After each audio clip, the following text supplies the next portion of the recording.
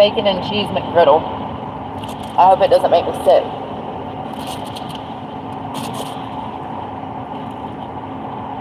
It is in the 40s here, but today it's supposed to get up to like 75.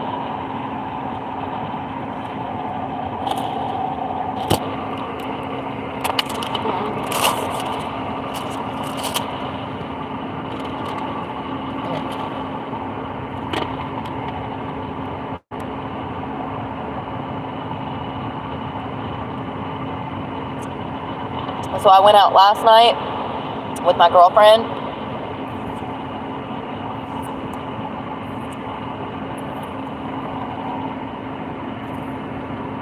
I got bacon between my two front teeth. Good morning. Hey, Laura, Glenn, Han. Good morning. I'm praying that this McGriddle doesn't make me sick. But the plot thickens.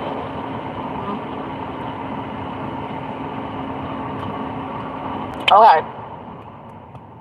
Yesterday, my girlfriend told me about this man that she was seeing, right? Y'all, I done broke this girl's heart. Like, seriously. First of all, I met the guy.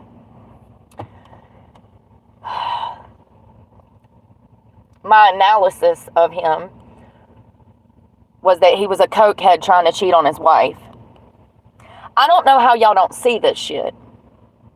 What people talk about is what they're thinking of. When you have people that joke about drugs, that's not a joke, baby. That's them testing the waters to see if you're into the same things that they're into. So he made a joke about coke twice. And I told her, I said, girl, he does drugs. She was like, why do you think that? I said, girl, he's done joked about cocaine twice. We were like out drinking and he's joking about cocaine. He wasn't joking. He was fishing to see if either of us was into it or knew where to get some. Then I asked her when we were about to leave, I said, are you going home with him? She says, no, I can't go to his house. Y'all, listen to this shit. She says, no, I can't go to his house. I said, why? She says, oh, well, his mother that lives with him. I said, bitch, he's married. She's like, no, why would you think that? Y'all, maybe I should, like, open a dating service and analyze people all day. Seriously. Because I could see through the bullshit and she could not. She blocked him. So she's not going to talk to him anymore. Well, I don't know. That's what she said. But I'm telling you right now that not only is he married, hiding his wife at home on a Saturday night, claiming that it's his mother, but he absolutely dabbles in drug use. I met him once, and I can tell you all of this about him. How does she not see it? Because she doesn't want to. That's why. She doesn't want to. So, you know, despite the fact that he was controlling as hell and crazy, she's like, you got to meet him. I'm like, okay, I'll be over. I roll up. As soon as I see him, I said, yep, that's a fuck boy. 100% fuck boy. How do y'all not see this shit? I'll just be reading through the lines, honey. My mama lives with me.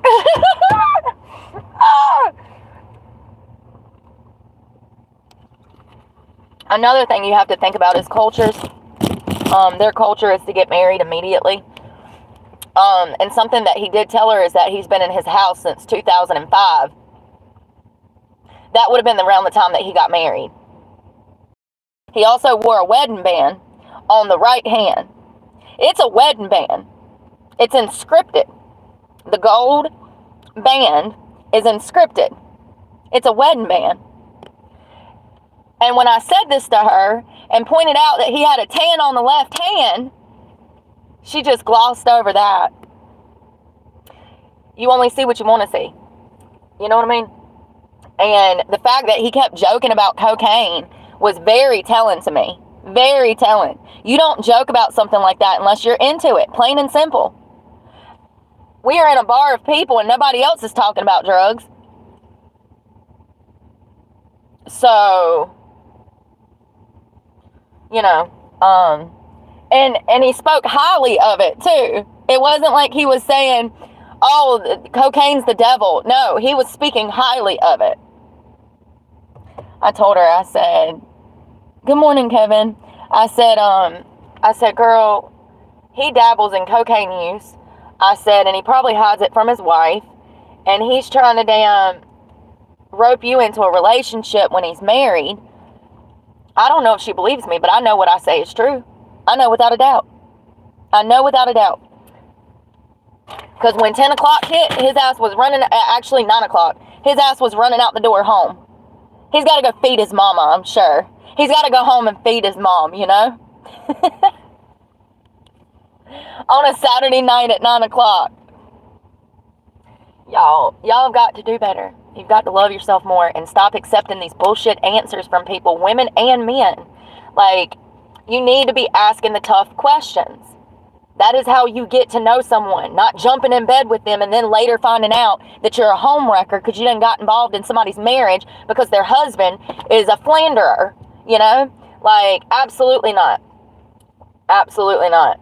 It's just crazy how I met this person for like 20 minutes and I figured it all out. Sad. It's just crazy to me how people can just lie through their fucking teeth like that, right to some girl's face. But they do every day. And that's exactly why you don't jump into bed with people, because, dude, it took me 30 minutes. That's all I'm saying. It would have took her a lifetime of drama. I got my mom at my house. That ain't even your house. It's probably his parents' house. How many times have we heard this? Remember last year? Yeah, so, what the frick? I also could tell that he was, like, extremely immature. Not only that, but controlling, evasive, defensive, all horrible things to be, you know what I mean? That's another thing. If you ask somebody a question and they get defensive immediately and it's something simple like, what side of town do you live on? Like, he did, you know? And I'm like, he gets all defensive. Why? Like, it's a fucking question, bro. Why are you being so evasive? Oh, that's right. You're trying to cheat on your wife. So, he definitely was married. He had a ring on the right hand that belonged on the left because there was a tan. And then he lies to her and says that he can't take her to his house. That's what I asked. I said, so when are you going to go to his house? And she's like, oh, I can never go over there. I'm like, what? And she's like, yeah, his mom lives with him, blah, blah, blah, blah, blah. I'm like, what? And I said, you believe that? No, girl. No. If we can't go, then it's a straight up no. You know what I mean? If you ain't taking me home to meet mama, then I ain't got no time for you, boy. Plain and simple. Like, it's crazy. I can't believe that she was even courting this idea. When he started talking about drugs, it was over for me. I had done mentally checked out, and didn't like the guy anymore, you know, like, in general. So, at that point, I was glad that he left. Because, like I said, he wasn't easy to talk to. He was very defensive, high-strung, argumentative, evasive. And those are not good qualities. Listen, those are not good qualities, okay? We've got to do better out here. That's something else that I've noticed. When dudes get defensive, they're lying. When they start getting super defensive and riled up, they're either lying or hiding something.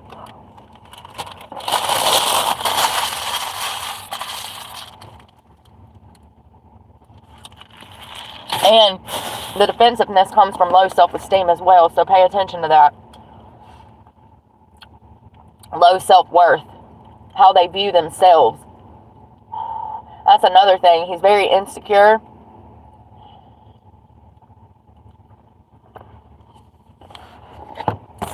So weird. People are weird. I told her, I said, girl, you know this is the worst city in the country to be dating in, right? She's like, no, I didn't know that. I'm like, yes. Jacksonville, worst city to date in the whole country. Made the top 5 list of worst places to date. And you just out here believing these sons of bitches? Girl, bye. Not me. I'm going to pull up and do some investigations. Think I won't. You ain't about to play me like a fiddle. Or my friends, you know what I mean? Like, I'm going to tell it. If I see it, I'm going to tell it. Open relationship. I don't think so. They're Arabic. It don't work like that. Yeah, they are, religious, and it don't work like that. I think the husband is cheating, and the wife doesn't know because he's sneaking off, and, what a crappy piece of crap, What a crappy piece of crap. But that's why you don't jump into bed with people. That's why you give it time and get to know them and see through their bullshit. And he's over here telling her that he loves her and shit. He's like, oh, I love you so much. I'm like, oh my God. What the hell is going on right now? You're married with a coke problem. You're married with a coke problem, sir. The last thing you need to do is be jumping into another relationship. Your current relationship doesn't look too good. The audacity of people. I told her, I said, you should block him and never talk to him again. And that's what she said she did. I told her, I said, girl, he is married with a drug problem. It explains a lot. She said that he's been like grouchy for like 2 or 3 days. He was a complete asshole and like super grouchy and was like biting her head off almost. And I'm like, girl, if you just started talking to him and he's already like that, just imagine that 10-folds a year from now. Some people be out here just jumping from relationship. That's another thing. Jumping from relationship to relationship, and they don't even give themselves time to know who they are. When you stay tied down for, time, and then you become single, and then you jump into a new relationship, you're not learning anything from that old relationship. And that's what relationships are for when they dissolve. They're supposed to be stepping stones towards the people that we're meant to be with. We're supposed to take the vital, important information that we got out of that relationship, apply it to our lives, and then move on. But like, people don't do that. Like, I see people go from relationship to relationship to relationship to relationship to relationship. Don't that get old? Ain't y'all tired? Like, how do you do that? Like, I don't know. I don't get it. I'm glad that I'm focused on me. I'll tell you that much after meeting that asshole. It is vital for human growth to take time for yourself. Hell, they don't even break up anymore. They stay married and say that they got their mama at the house. What the fuck? What? That's crazy. Absolutely crazy. I said, girl, you gullible as shit if you believe that. I said, that's not his mama, that's his wife. What an asshole, right?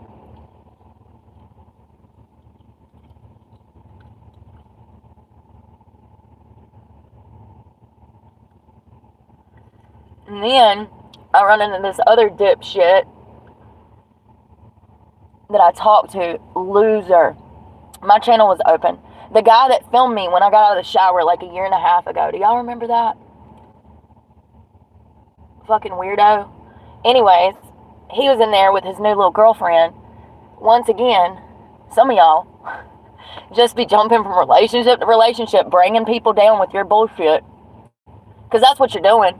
when you can't tell the truth, when you're a cheater, when you're a damn borderline narcissist, all you're doing is bringing your partner down with your bullshit. There's no functional relationship dealing with somebody who's not mature enough to be in that relationship to start with. It's going to be hectic. It's going to be crazy.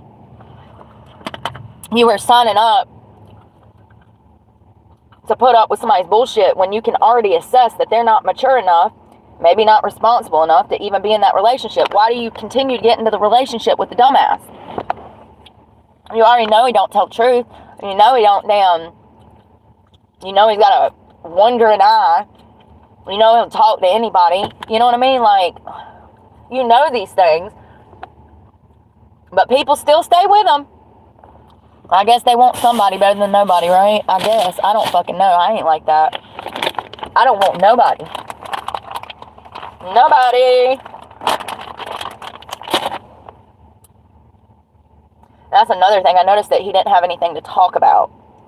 Like, the world is on fire right now, and you don't have nothing to talk about? You ain't got 2 spare brain cells to rub together? Listen, if you can't damn intrigue me, you ain't never gonna have me. You know what I mean? And that's what I told her. I said, he doesn't even know what to talk about. And she's like, oh, it's probably because he's, you know, Arabic. I'm like, no, he's Americanized.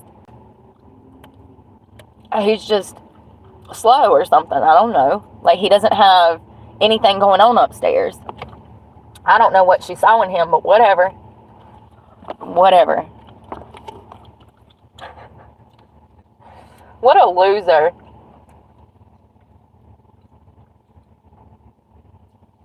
God, this coffee is so hot. Damn McDonald's. The plot thickens.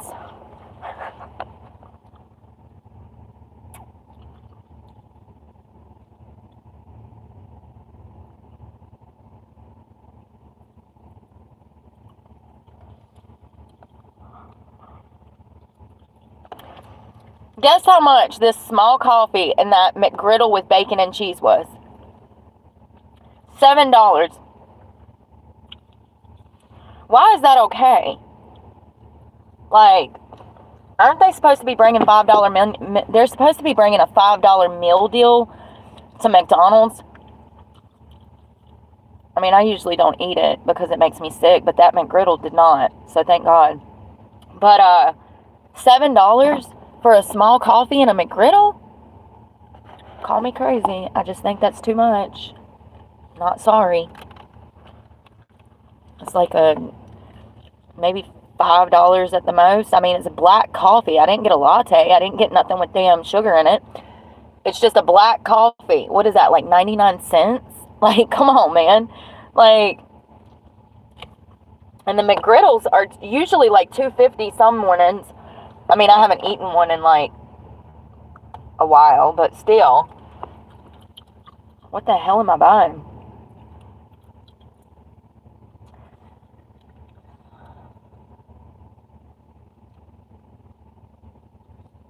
You know how, like, you'll try to talk to somebody and then you got like this feeling that something's going on or that they're lying or whatever? That's your intuition. That's not you making shit up in your head. Stop gaslighting yourself into thinking that you don't know what's going on when you do. That's your intuition talking to you. You already know the answers. If you got a hunch, then you got the truth. You know what I mean? Like, if you feel like he's cheating, he's probably cheating unless you're absolutely crazy off your rocker. I mean, but your intuition, you be having what do they call that, inkling? Lord have mercy. You be having an inkling. There you go, inkling. You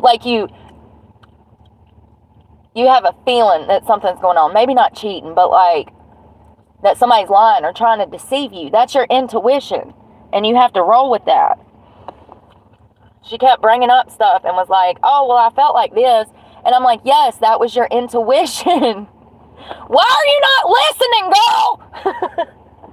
That's Jesus. You need to listen. Holy shit. Oh my God.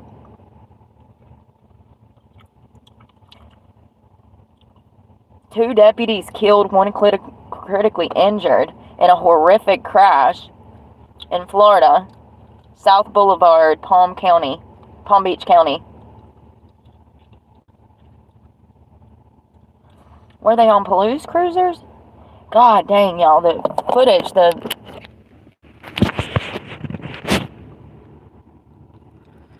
look at those. Those are cars that have been rolled over so many times they don't even look like cars anymore. So it looks like 2 of the officers were killed, and then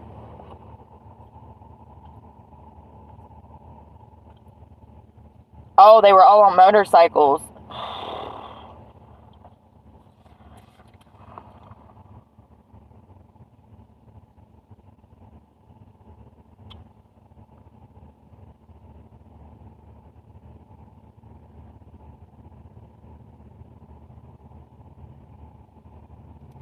Wow, they got hit by a car on the shoulder of the road.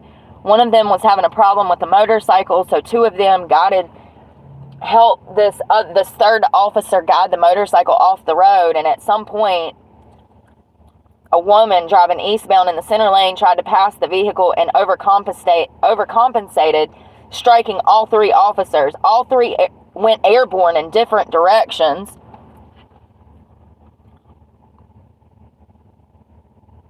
Two were pronounced dead, and one's barely hanging on.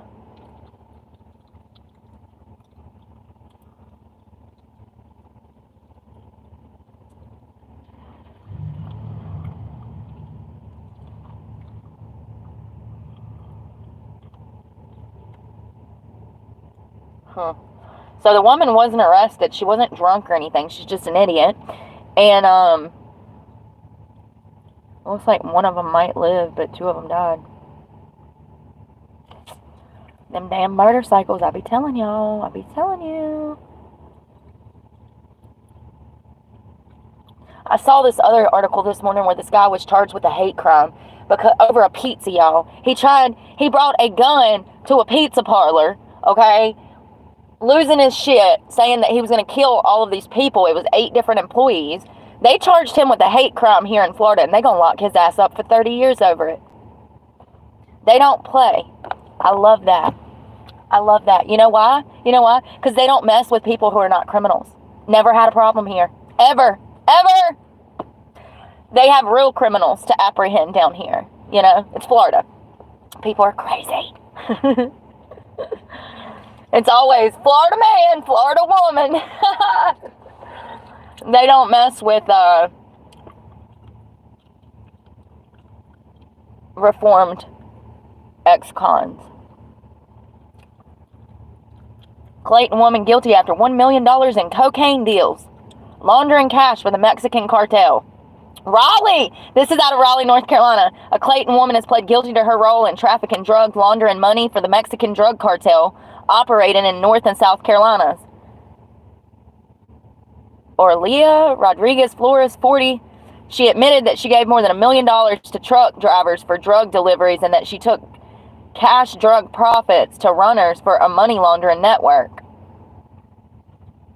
She faces life in prison.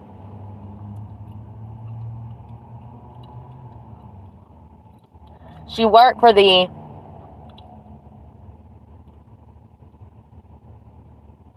JALISCO New Generation Cartel for about 3 years before she was arrested.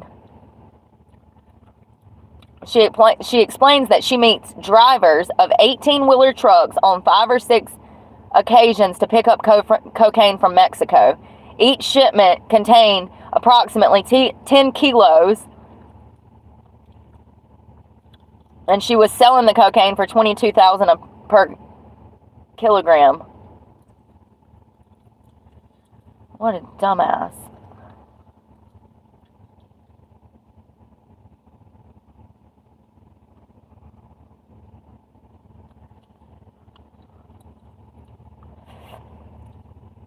This also included methamphetamine.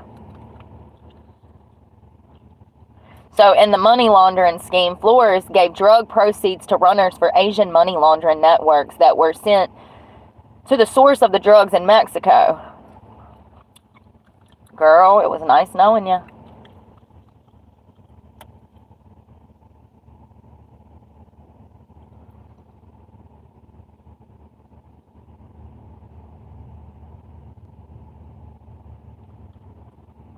Just up drinking my coffee, being an old lady, and looking at the news.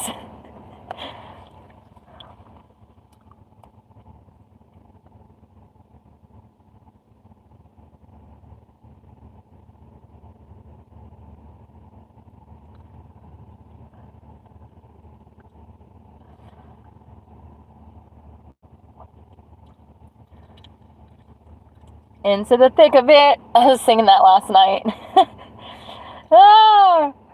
Into the thick of it. Absolutely. I bet this is still so hot, I can't even sip it.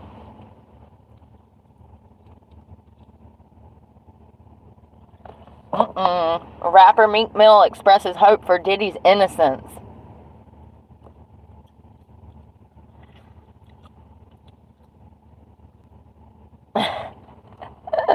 Meek Mill, this is what I'm talking about. All of the evidence can be in your face and you'll still be standing there saying, oh, it's not true.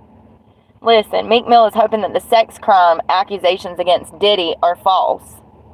Boy, he remarks about Diddy's arrest in a tweet where he hinted that the rapper was being prosecuted because of biases. Yeah. Tell me that you've been Diddy's bitch without telling me you've been Diddy's bitch. He addressed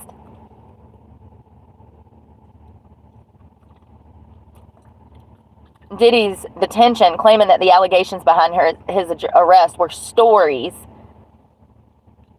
Who believes they were just stories? Who thinks that Diddy is innocent? Well, remind me not to damn listen to Meek Mill anymore. He's an idiot. What they say, no amount of evidence will ever convince a fool. So it looks like Diddy was back in court Friday asking for bond. He wants to be released on bond. Who thinks that's a good idea? I don't. I don't think he deserves it after everything he's done.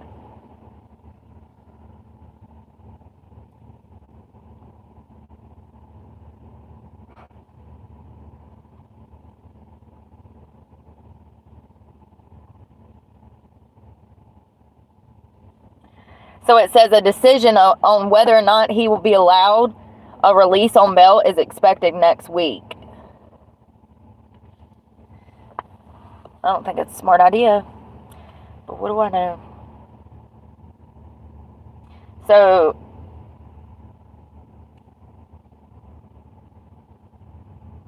he is offering the court, Diddy's attorney has offered the court $50 million to let him out. So, in the filing, Diddy's lawyers propose a far more robust amount of $50 million bail package with stipulations such as full-time security monitoring, home detention, and restrictions on his ability to contact anyone but his legal team. Nope. Nope. Nope. He does not deserve bond. He does not deserve bond.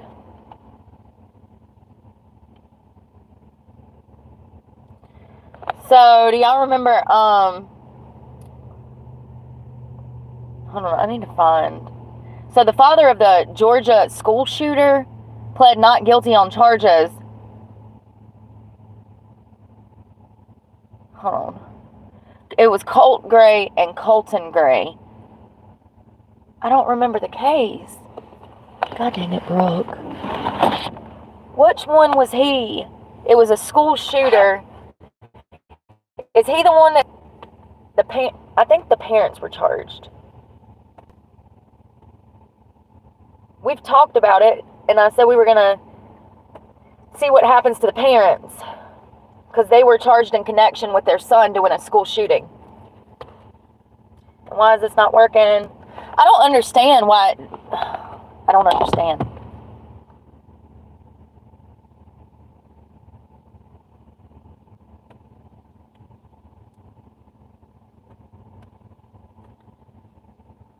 There we go. go.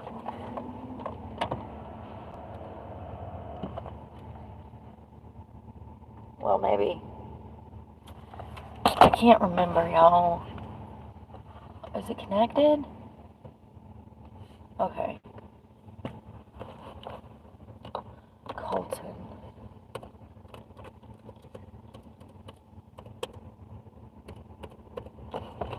Yes, he was a school shooter. He was 14 years old. Oh, yeah. That was the one that looks like a little girl. I mean, you can look at this kid and tell that something's not right. Like, he doesn't look like a normal kid. Where is the picture? No, y'all be baiting me with fake pictures.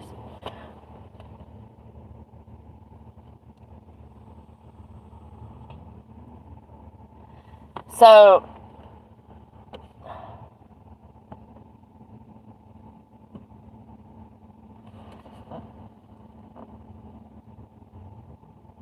I can't find a picture of the kid, y'all. And it's making me mad. Because I want to show y'all who I'm talking about. So first of all, these idiots have pled not guilty.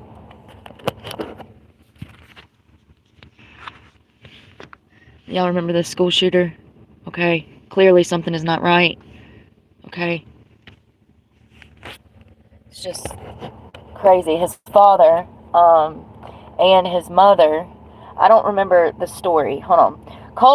Colin Gray, the father of the alleged Georgia shooter, Colt Gray, entered a not guilty plea Thursday to more charges, including 2 counts of second-degree murder.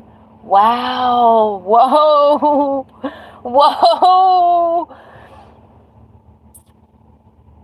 The affidavit alleged that he shares responsibilities for the September shooting. Hold on one second. They out here charging parents with murder now. Good. Maybe they'll get people to lock up their handguns like they're supposed to be locked up. I mean, it's a law. It's not up for debate. It's the law to lock your firearms up and to not have them accessible to children. So, do these parents deserve to go to jail for murder? Unfortunately, they do. Yeah, the responsibility falls on them. Those were their guns, and they allowed their son to take one to school and kill people. And I'm trying to find the exact story.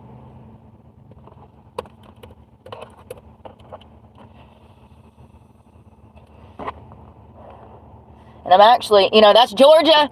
Good for you, Georgia. We love Georgia around here. South Carolina, Georgia, Florida, some of the 3 best states in the whole United States. They don't play that shit. Republican stomping grounds, honey. You fuck around and find out and be in prison with your son for murders. Let's see. So this was...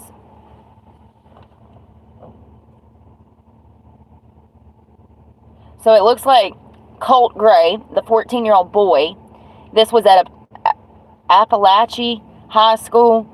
It looks like he held... what the hell? It looks like he hid the gun in poster board on the school bus. Remember, I kept asking, how the hell did he get the gun to school from home? Because he rode the bus. He was a bus rider. He had the gun in poster board on the school bus. Listen, I'm too suspicious. That would have never happened if I was driving that bus. What you got in there? What is that? Is that a class project? What is that? Like, seriously. So, when 14-year-old Colt Gray rode the bus to his Georgia high school on the morning of September 4th, he had a long gun hidden in the poster board that looked like it was a school project, what'd I say? The surveillance video showed this, and he's accused of killing 2 students and 2 teachers and injuring several others. And once again, you can look at him and tell that something is not mentally clicking, honey. Okay? I can. Y'all can't? I can. Maybe I need to be a profiler because I can look at him and tell that he is going through something. A Georgia Bureau of Investigation agent who had viewed surveillance footage from the bus and the school appeared in a Broward County courtroom on Wednesday to describe what the videos captured during a probable cause hearing in the case against Colt Gray's father, Colin Gray. On the morning of the shooting, Colt Gray left a notebook on his desk in math class, went to the bathroom with his backpack, and came out of the bathroom with gloves on and the poster board in front of him, appearing to hide the AR-15 style rifle. I kept asking, how the hell did he get the gun to school? This is how, poster board. Colt Gray knocked on the door of his math class to go back in, and a classmate went to open the door, but the classmate saw that he had a gun through the door window, backed up, put her hand over her mouth, and told the teacher that he had a gun.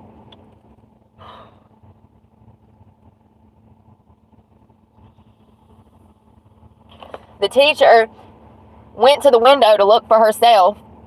I mean, because if that's another thing. Can we just take people on their fucking word when they say that somebody has a gun? Why you got to go see for yourself? Like, I understand policy, I'm sure. But, like, the teacher goes and looks at the door and sees that Colt has a gun, and she immediately initiates lockdown for the school. The 14-year-old suspect allegedly entered a different classroom and started shooting. About 6 or 7 people were shot during the approximately 7 seconds the gunman was inside of the room. And that teacher, when she saw that gun, she told everybody to go get in one part of the classroom and get down on the ground. And she started to call the front office and tell them, we have an active shooter in the school. Colt Gray then ran back towards the bathrooms, and at 10:22, he allegedly aimed his rifle at a teacher and fired multiple shots. The teen then turned toward another hallway and shot 2 coaches. A student came out of the bathroom, and he was shot and killed. It's just so freaking senseless. It's so senseless. It's clear to me that these parents were not responsible enough to even have this child. They were not raising him properly. They were teaching him bad shit. And this case, it's all coming back to me now. It's all coming back to me. We've talked about this before, but we didn't know what was going to happen, and we didn't know the details of this. And I said, I bet you money that those parents have never sat down and had a conversation with their son before. And this is what happens. That boy looks like he was screaming for attention. And he got it. And he's going to get it for the rest of his life in prison. 2 school resource officers entered the hallway and ordered the 14-year-old to put his rifle down and surrender. No, screw that. It's an active shooter. Shoot his ass. I would have shot him in the leg in the very least. I mean, why not? The notebook Colt Gray alleged he left on his desk contained a plan on how to execute the shooting. So he had sketches, an estimated possible casualty count in this notebook that he had left on the desk. I mean, this was past premeditated.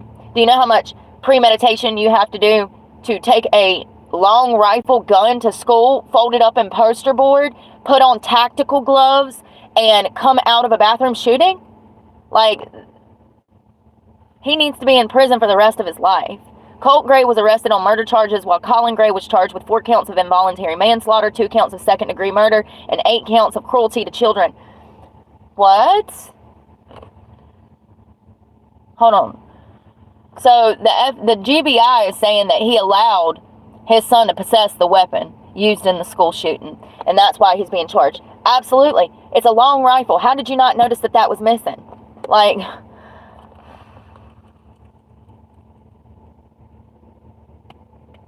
so it looks like they were the father was indicted for 2 counts of murder on October 17th of 24.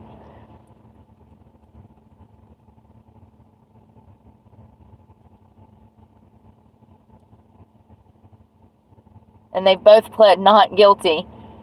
I just don't understand. Listen, this is one of those things where if your child does something like this, in my opinion, the best thing to do is to damn plead guilty and accept your fate, because you fucked up as a parent. Pleading not guilty after all of these people have lost their lives is disrespectful as fuck. And the father looks like he's on drugs. I'm just saying, I ain't... He's not, but he's got that look, you know, and I wonder what was going on in that home. I really do. I wonder what was going on in that home. Because that boy does not look stable. So, the father actually faces 29 different charges. Good for Georgia. Good for Georgia. Maybe it'll bring some change. Maybe people will start locking their guns up and stop allowing their 14-year-old child, that is still a child, that is not an adult. He won't be an adult for another 11 years. Fun fact. So, you know, it's not okay. And I'm glad that they're making an example out of him. Maybe parents will remove their guns from their glove compartments and lock them up where they're supposed to be locked up, and not just have firearms laying around the damn car. It's just crazy. People are just so irresponsible. There needs to be an IQ test. Oh, with some of these, yeah, something. So Colin Gray is only the third person ever charged in the U.S. connection with a school shooting by their child. Jennifer and James Crumbly, we've talked about them, were found guilty of involuntary manslaughter for allowing their son Ethan Crumbly to have a gun despite his declining mental health. It's almost like these parents want these kids to go do something. You know your kid is struggling mentally, and you put them around firearms that they have open access to. People are that dumb. They are. They're just dumb. You know, I don't think actually they wanted these kids to do this. They're just dumb. Too dumb to be having kids, clearly.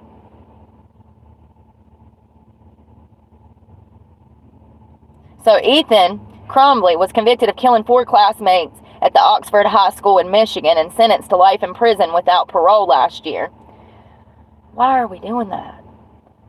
Investigators previously testified in court that Colin Gray bought the AR-15 rifle allegedly used in the school shooting for Colt Gray as a Christmas present last year, only 7 months after the family was questioned by law enforcement over online threats to commit a school shooting. That's right.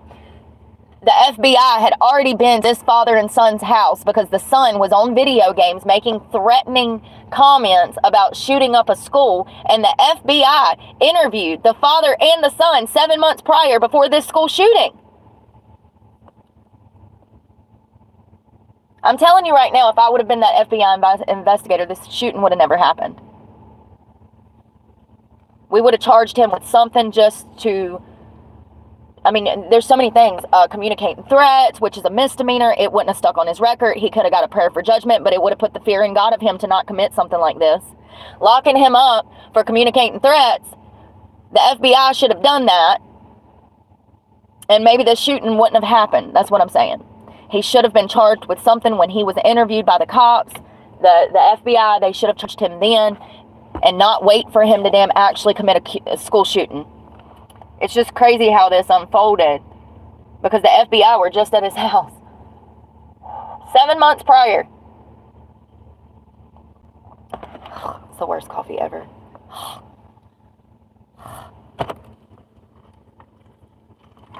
It's just black.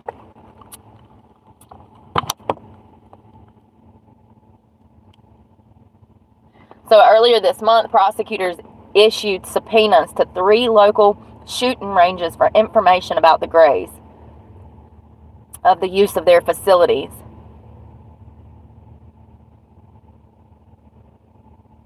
Amazon also received a subpoena for information about their purchase history.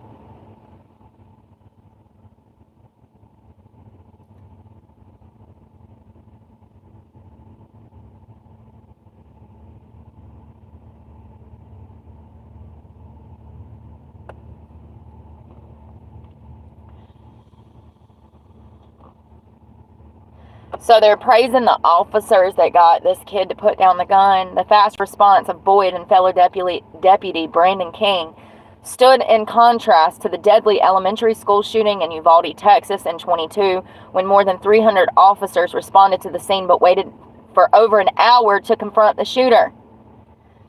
There have been at least 76 shootings in the United States so far this year, school shootings. 76 school shootings so far this year. As of November 11th, 24 were on college campuses and 52 were on K through 12 grade grounds. These incidents have left 36 people dead and at least 101 other victims injured.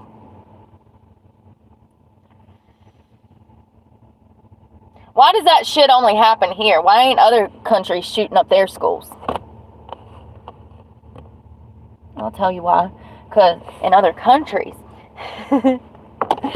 parents lock their guns up. It's just crazy to me how people just, and I know they do because I've dated people that did, that had kids and left guns laying everywhere. I don't get it. I don't get it. But those people can have guns and children and nobody says shit.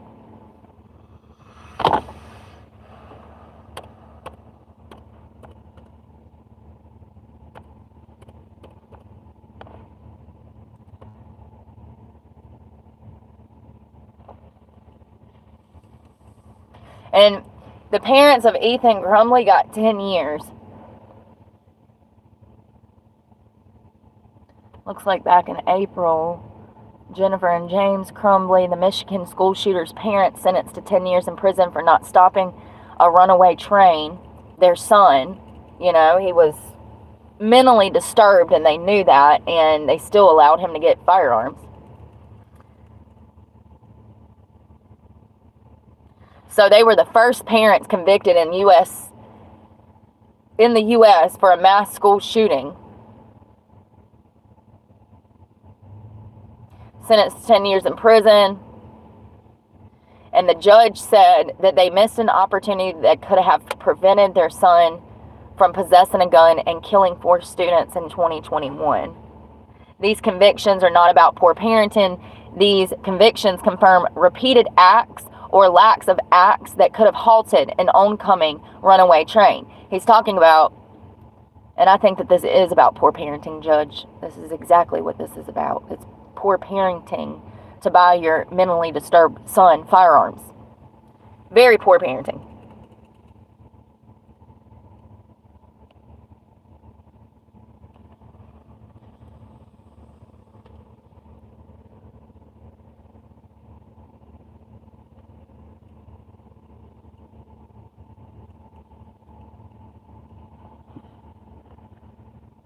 So they were convicted of involuntary manslaughter.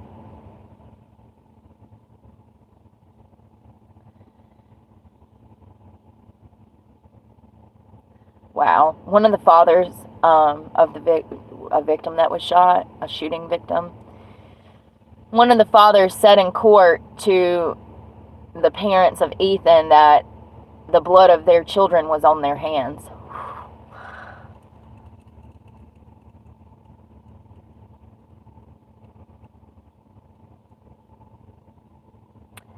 While you were purchasing a gun for your son and leaving it unlocked, I was helped finishing her college essays. Oh my God, this poor man. That's what the father said to the parents. He read a statement in court. While you were purchasing a gun for your son and leaving it unlocked, I was helping my daughter finish her college essays. Yeah, that's the difference between a good parent and a bad parent. Prosecutor Karen McDonald asked the judge to stretch beyond the sentencing guidelines in order to maintain a minimum of 10-year prison sentence. They've already spent 2.5 years in jail, so they'll probably do another 6 to 7 years and they'll be out, because they're only going to do a certain percentage of their time. I think it's split like 85% or something. I can't remember. It's been a while since I've been to prison.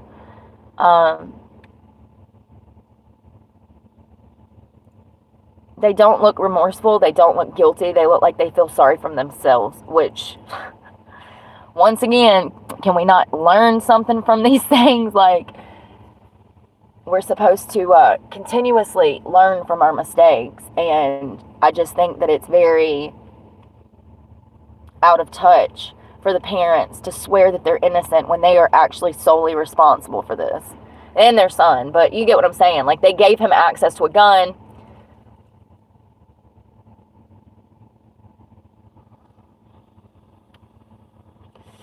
This boy, Ethan, was sketching images of guns, bullets, wounded people on his math paper.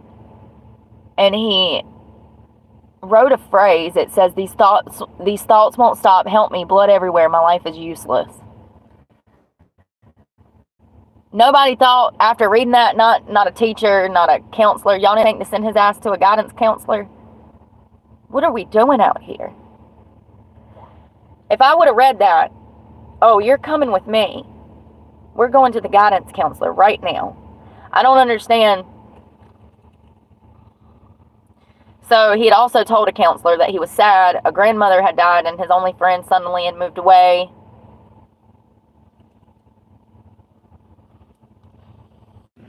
Sorry, McDonald's. They did not mention that the gun resembled one that James Crumley had purchased just 4 days earlier, a Sig Sauer 9mm. Mother and son had fired 50 rounds at the shooting range and took 50 more home. Jennifer Crumley described the gun on social media as an early Christmas gift. So he's out here having all of these social issues, saying that he's got thoughts of blood everywhere in his head, and y'all buy him a gun? What is wrong with people?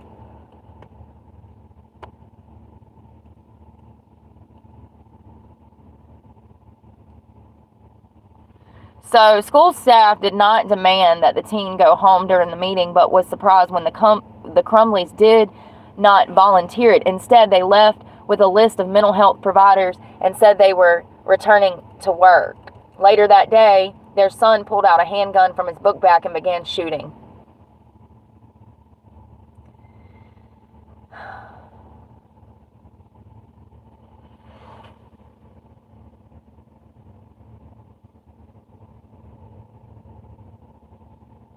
And the parents ignored things that would make a reasonable person feel the hair on the back of their neck stand up. Exactly. Opportunity knocked over again, louder and louder, and was ignored, and no one answered. Absolutely.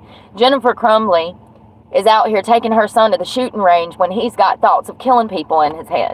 What sense does that make? These people did not need to have kids. Plain and simple.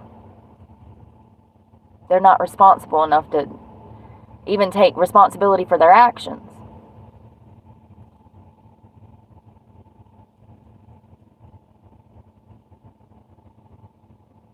Exactly. That's what I thought.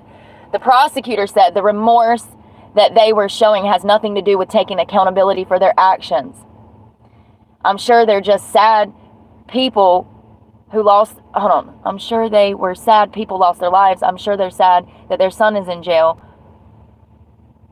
What was more important for them was to recognize what mistakes they made. What did I say? They don't look like they feel bad. And the prosecutor agrees with me. They're sorry for themselves. They're not sorry for the victims that Ethan killed.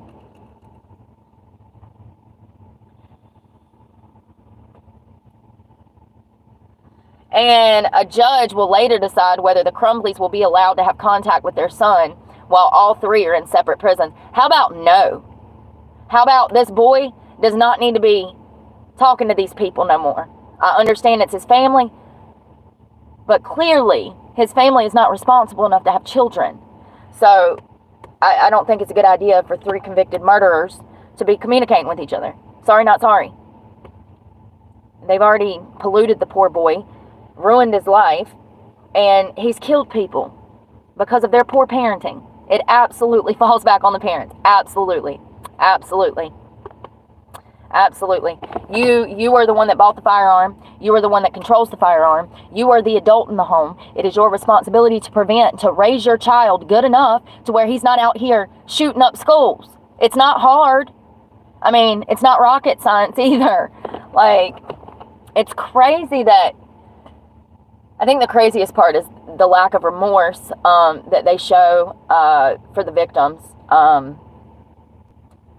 You know, if you know that your son is struggling, what you don't do is go buy him a rifle and take him to the shooting range. That is not an outlet to let out aggression for children. They were supposed to take him to a mental health therapist. As we see, that never happened.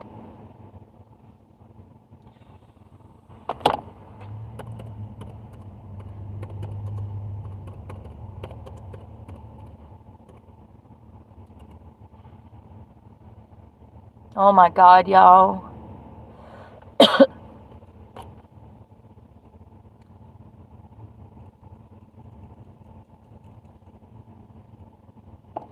Trying to find the story. Amazon man kills woman and keeps on delivering packages. Oh, he was driving. Did he hit her? 79-year-old woman out of Canton, Georgia. Yeah, Amazon driver has been charged in the hit and run death of a 79-year-old Georgian woman. He faces drug charges after a search of the van he was driving. What did he have? Cocaine? I bet he had cocaine or meth.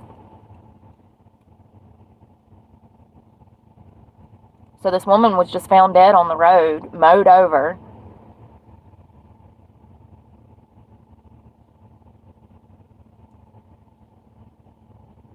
Officials said evidence at the scene had led them to believe the vehicle was possibly an Amazon delivery truck.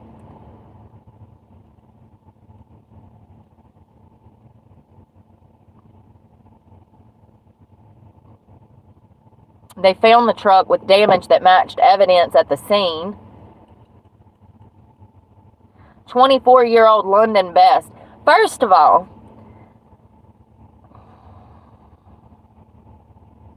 that is still a child.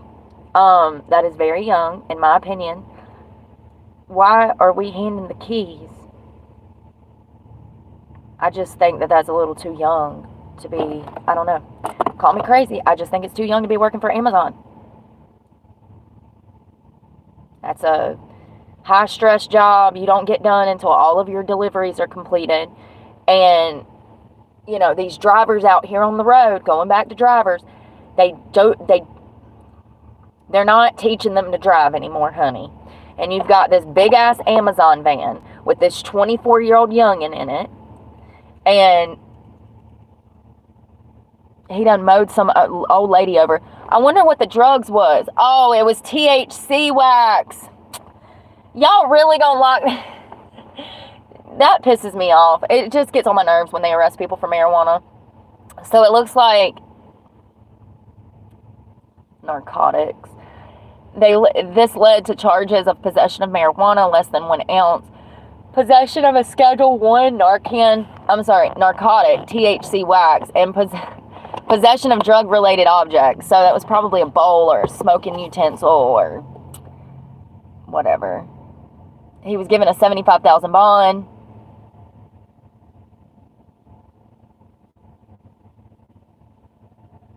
Huh. What an idiot. He just mowed her down and just went back to delivering packages like nothing happened. I don't understand people. Y'all, if I hit somebody like that, I would be panicking. On the phone with 911, crying on the ground over some lady's body. You know what I mean? I don't understand how people just walk away from situations like that. I mean, it happens every day, actually. Hit and run accidents are very common. Usually involve alcohol or drugs, but it happens every day.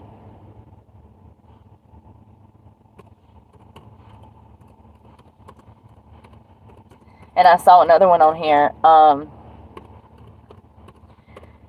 It was a truck driver that hit and run. He killed somebody though, and he was in a semi, drunk.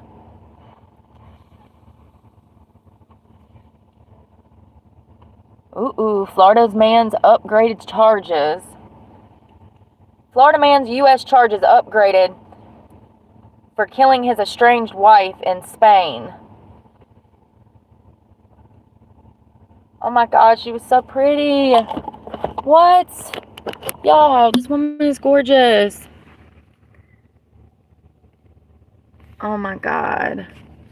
What an asshole. See? And I bet she knew that he was an asshole. A Florida businessman already charged with the kidnapping of his estranged wife in Spain is facing new charges in the U.S. that he killed her. A federal grand jury in South Florida on Wednesday charged David, y'all saw the last name, in an indictment with kidnapping resulting in the death, foreign domestic violence resulting in the death, and foreign murder of a U.S. national. If he's convicted, he faces the death penalty, a possibility. He pled not guilty to kidnapping his 40-year-old wife, Anna, who went missing in a case that's drawn international media attention.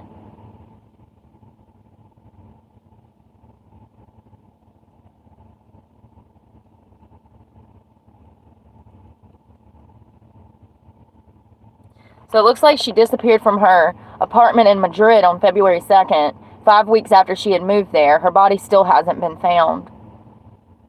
Then how they know he did it?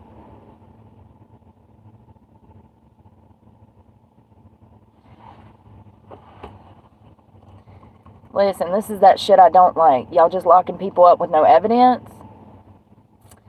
His attorney says it's a desperate attempt by the government to charge anything possible and see what sticks. I mean, and he says there's no evidence that David kidnapped or murdered his wife.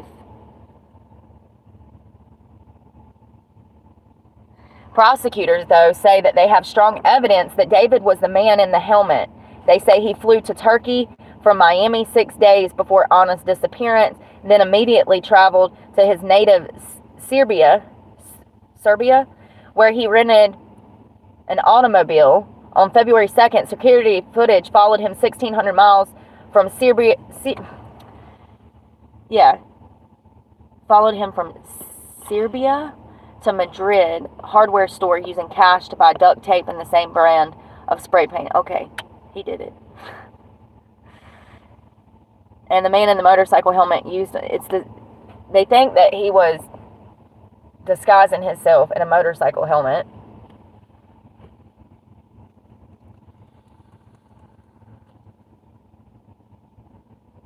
Okay, so this motorcycle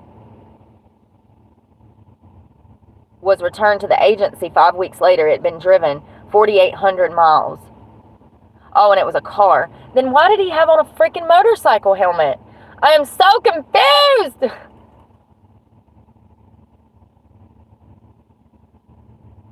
So I guess he just used the motorcycle helmet when he was buying the duct tape and the spray paint. But anyways, this car, its window had been tinted, 2 identifying stickers had been removed, and there was evidence that the license plate had been removed and then put back on. The couple was in the middle of a divorce while fighting over millions of dollars in properties. They had been married for 13 years. At the hearing, his defense attorney tried to say that it was all lies.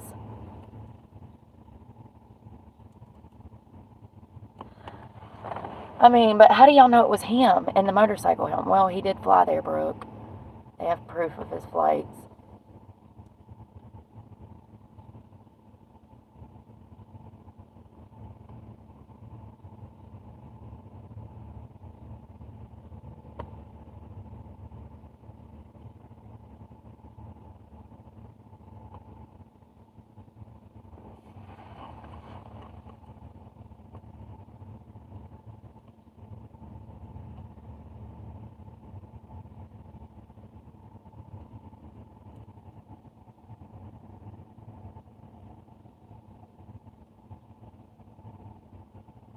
I've been seeing all these murder-suicides lately.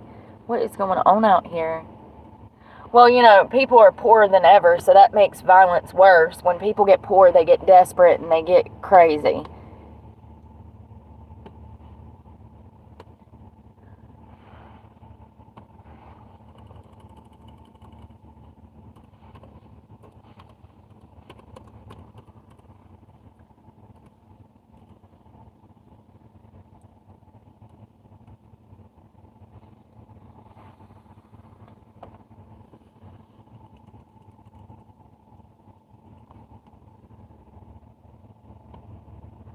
What in the fuck?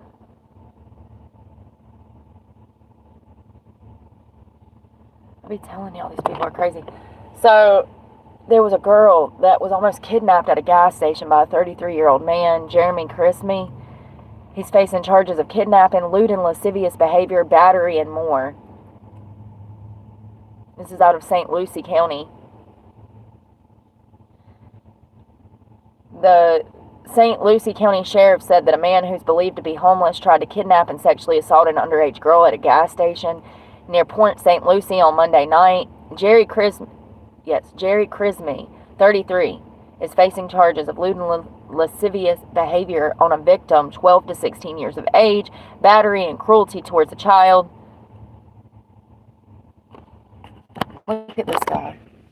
Does he not look crazy?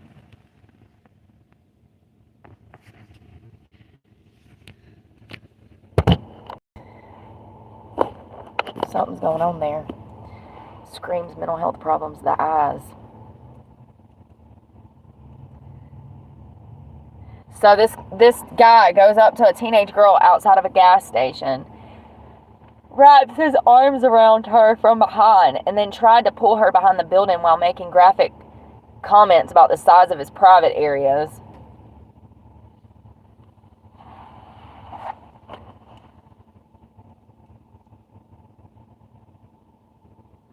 Good for her. So the victim actually started fighting with this guy. This child started whooping his ass, okay?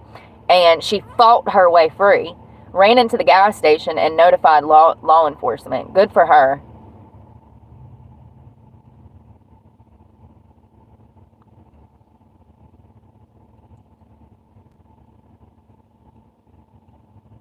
The sheriff said that the poor girl is traumatized. That's the reality of the entire situation. She was only 15.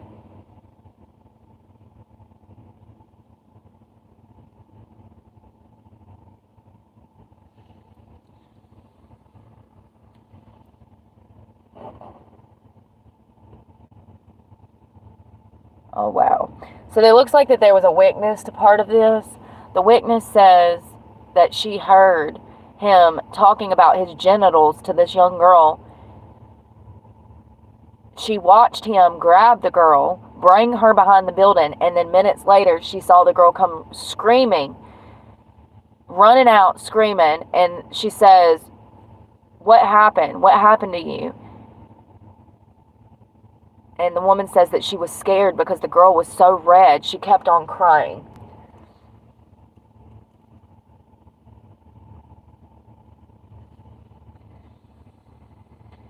So this woman saw where the perpetrator went. So when the cops showed up, she pointed to the cops and said, "He's right over there." And they went and arrested the guy.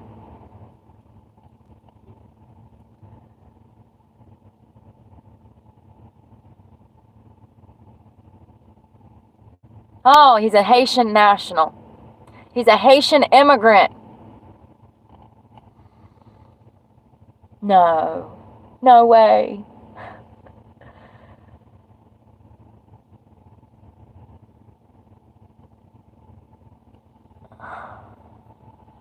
Somebody's daughter like to went missing, you know what I mean?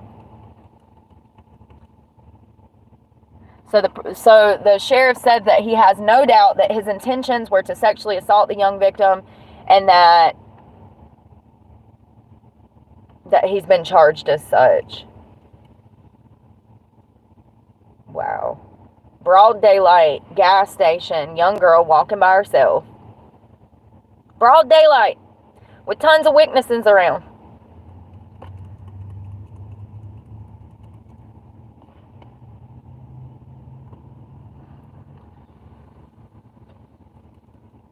West Palm Beach, Florida, girl was kidnapped by her neighbor, pulled into a van. Jesus Christ, what the hell is going on out here, y'all?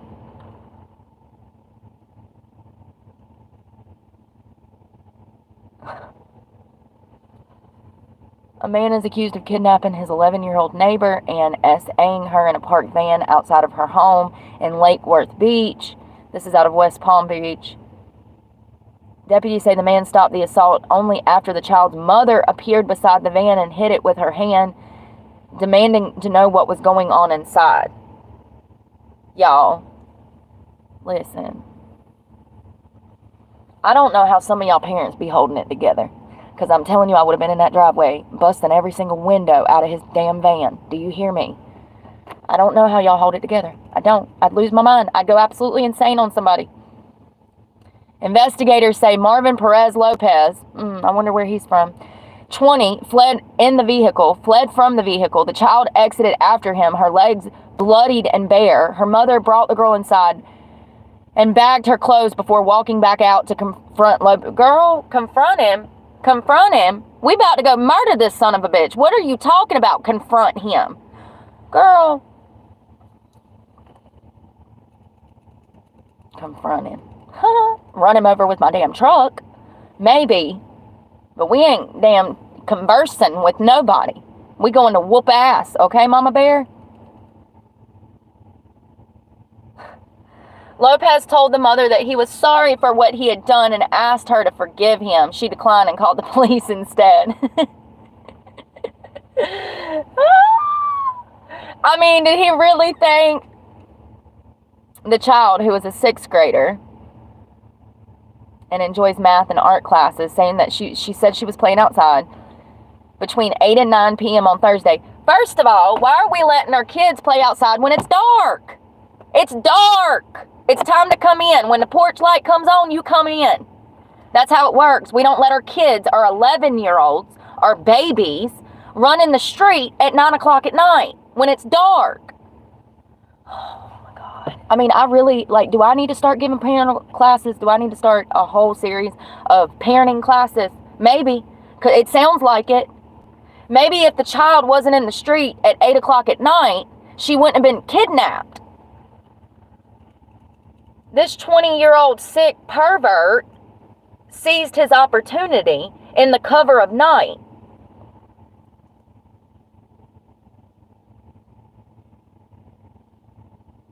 He moved from Guatemala. He's an immigrant from Guatemala. Guatemala? Whatever. You know what I mean. So,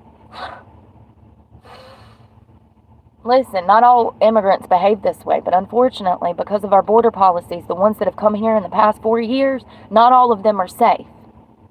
And it's headline after headline of American people being kidnapped. And here's another one. Woman at a Walmart parking lot. Oh, wow, what's his name? Yep. Juan Marcos Perez. Florida man wearing an ankle monitor attempts to kidnap a woman in a Walmart parking lot. This just happened back in September. Police in Orlando, Florida, arrested a man wearing an ankle monitor. Do you know what that means? That means he's already either A, facing criminal charges and he's out on bond and they have a monitor on him to keep up with him at all times, or B, he already did time in prison and he was paroled with an ankle monitor. For probation and parole, he's wearing it. So either or, he's already part of the legal system and he's already caught up in some shit, out here yet again trying to kidnap some poor girl. I don't know what he did the first time to get the ankle monitor, but it was probably something similar. Let's see. So, officers with the police department responded around 4:30 p.m. Monday to a Walmart on South Golden Road near the Marketplace Drive for an armed robbery and attempted kidnapping. Police say the suspect, 54-year-old Juan Marcos Perez, was pacing the parking lot before approaching the victim. Perez pulled out a knife and held it to the woman's throat before forcing her into the trunk of her car. And everybody's in the Walmart parking lot just watching. I'm sure they just watching. You better not do no shit around me like that, because I'm telling you, I'll drop kick your ass from behind. You won't even see it coming, honey.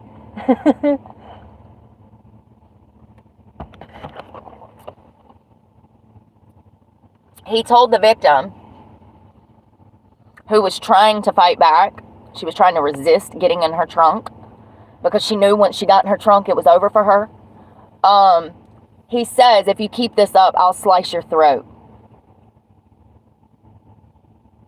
Oh, thank God. I don't know who you are, innocent bystander, but thank you. So what happened was a bystander actually intervened, and this guy runs away.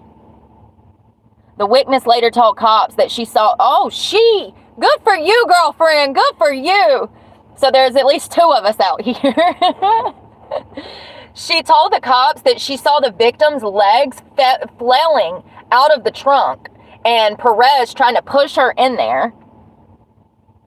The witness stopped her car and got out to see if the woman needed help. Hell yeah, girl.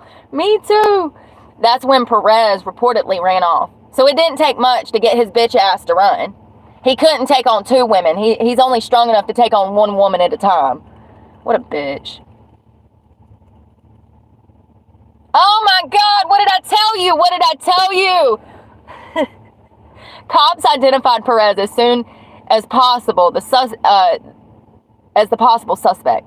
They learned that he's a registered sex offender with a previous conviction for kidnapping and was also on parole. His parole officer positively identified him as the suspect via surveillance cameras. Why are we letting these men back out on the street when we know psychologically that they cannot be reformed? This is why we have the death penalty. In my opinion, yes, it's a sin to kill people. But, honey, sometimes it's necessary. I'm telling you, these type of perpetrators, they'll never change. They'll continue to commit crimes. And every time they're let out, they're going to commit more crimes. He was already on parole. He was a registered sex offender. He should have never been let out of jail. Let out of jail. I mean, the first victim he kidnapped and was on parole for it with an ankle monitor on, which probably meant that he was high risk. And they still let him out. Who kidnapped somebody from a Walmart? Like, what the hell? So the data from the monitor, his GPS anklet, actually put him at the scene of the crime. What a dumbass. What a dumbass. You're on parole for sexual offenses and kidnapping, and you go and commit a kidnapping with a GPS monitor on your leg. Like, you cannot be more stupid. I bet that he was on drugs. Just my assumption. It sounds like he was messing with some hard shit. Listen, most of these types of situations, they are high out of their mind.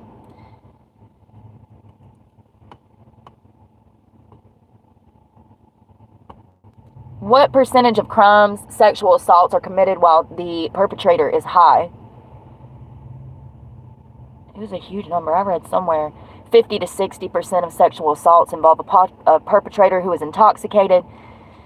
Alcohol, cocaine, methamphetamine. 50 to 60%. So, and I'm sure it's probably higher than that. That's probably an old number from somewhere. Oh, wait a second. Hold on. Here is different numbers. That was a Google AI generated number. Let's go to actual. This is the perpetrators of sexual violence statistic. 8 out of 10 rapes so it says 8 out of 10 rapes are committed by someone known to the victim, which is what I'm always telling y'all. It's going to be someone you know, someone you've come in close contact with, a gas station attendee that you've seen once or twice, or maybe a neighbor or a family friend or something like.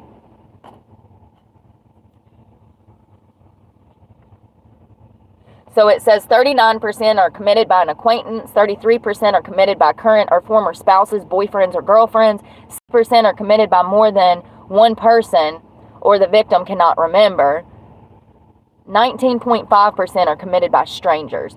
So every single day that you're walking around in society as a woman, there's a 19.5% chance, I'm joking, that you could be raped by a stranger, which is scary, but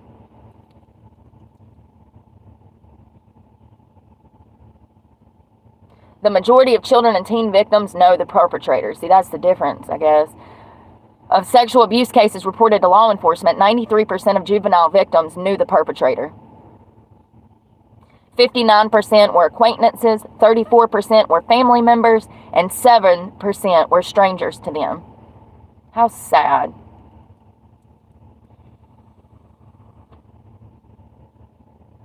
Whoa!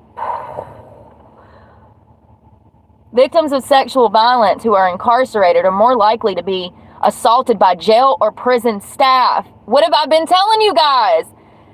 In jail or prison, 60% of all sexual violence against inmates is perpetrated by the institution's staff, the COs.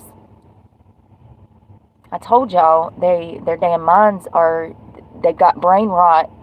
They got one-track minds.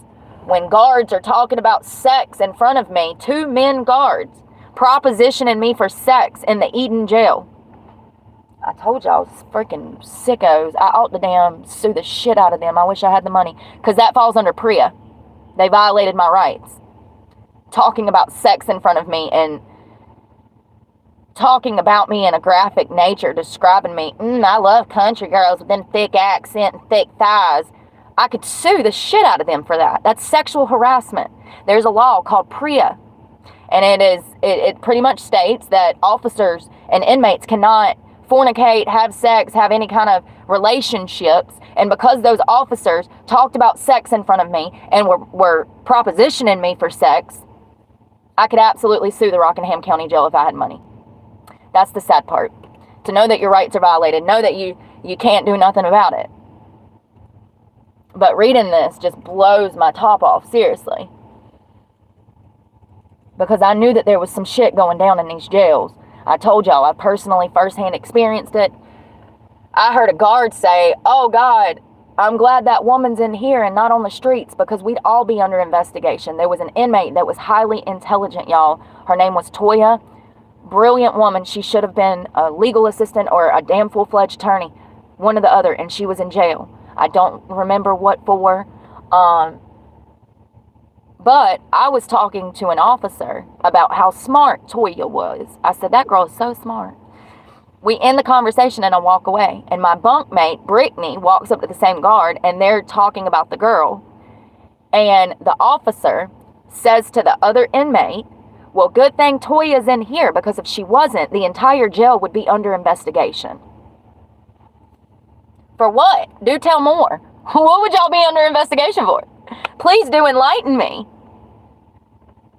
I mean, and I told y'all they starve people. The prison guards hit inmates. Like,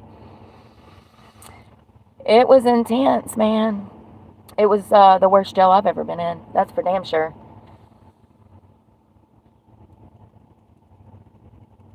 I wanted to see drugs. What drugs were related.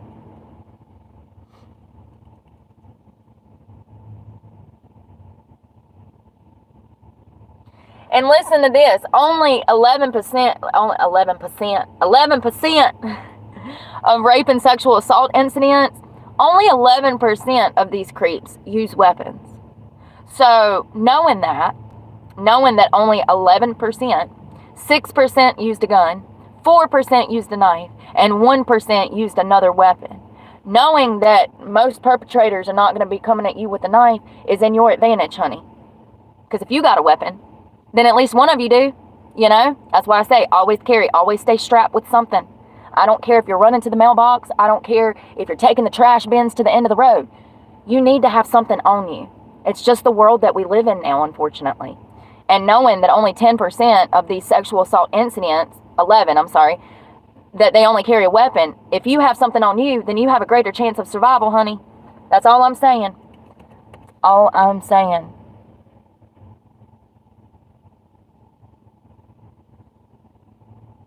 Now this is scary. 90% of rapes and sexual assaults are perpetrated by one offender. 10% are perpetrated by 2 or more.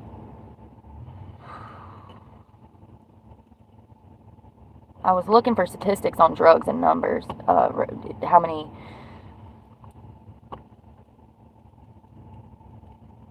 And here's another number from Google. Somewhere it says between 50 and 74% of perpetrators are estimated to be drinking alcohol.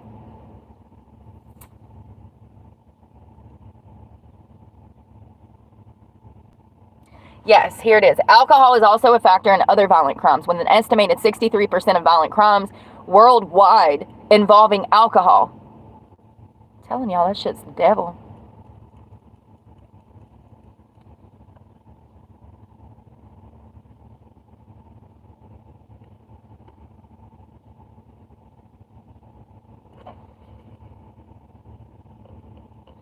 2 out of 3 sexual assault cases goes unreported. That's sad. And 99% of perpetrators are male.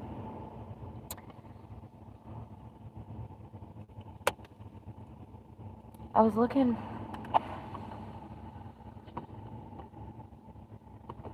Drugs and violent crime statistics.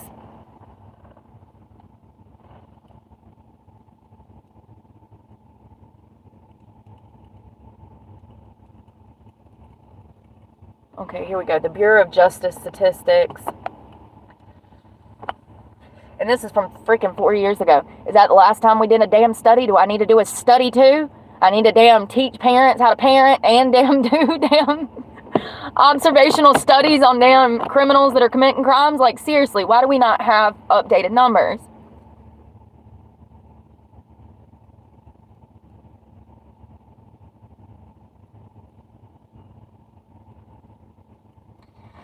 And this don't tell me shit.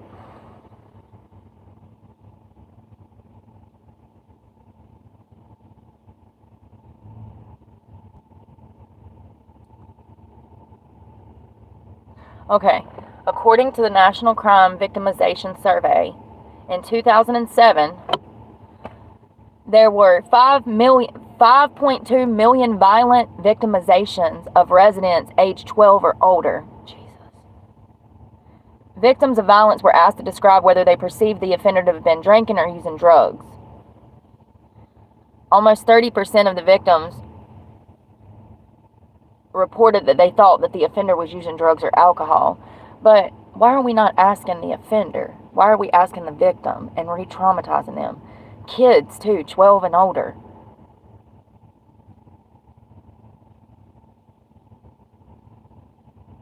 It doesn't give me any numbers.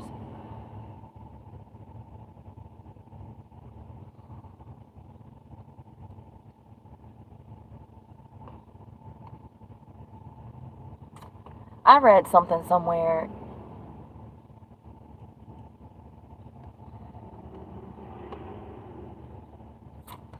That it was like 80-something% of violent crimes was done under the influence of drugs and alcohol, and I can't find that now.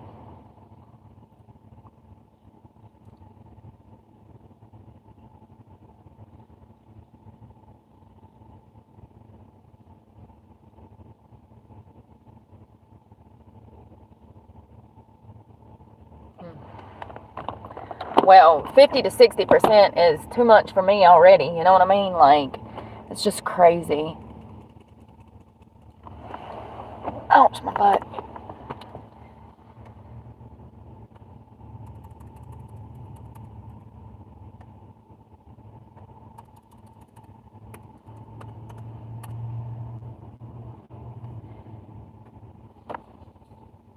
This is from the National Library of Medicine.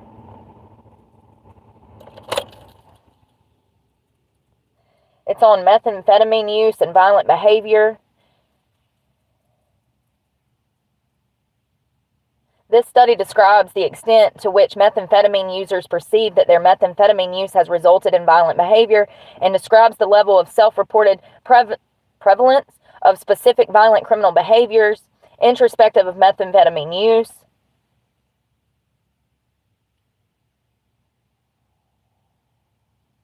Predictors of these two violent related indicators in terms of potential correlates from substance use history, criminal history, and health risk domains are examined.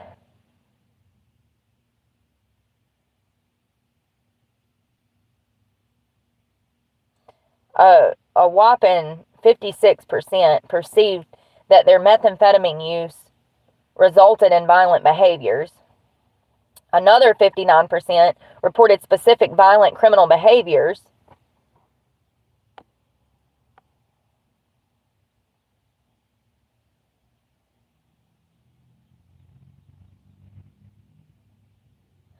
I mean, duh. We have to do studies to do common sense now. Both domestic violence and non-partner violence have been associated with illicit drug use. For example, higher stimulant usage predicted more frequent intimate partner violence. So that means if the worse the drug, so if they own stimulants like methamphetamine, the violence gets worse. I mean, that's common sense. You would think that people know this. We have to do a whole study on 350 people to figure this shit out. I reckon so.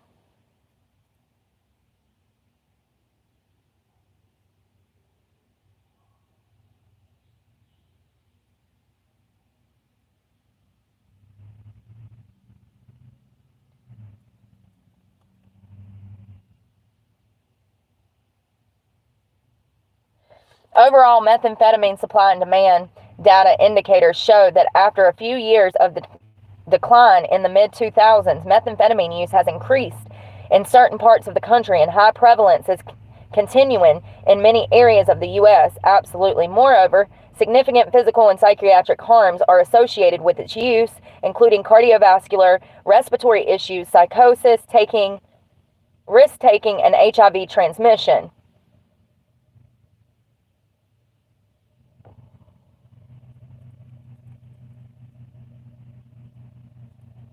Evidence specifically on the association of methamphetamine and violence is accumulating, but the nature of the association and its context are not yet well understood. Oh, God, I can't.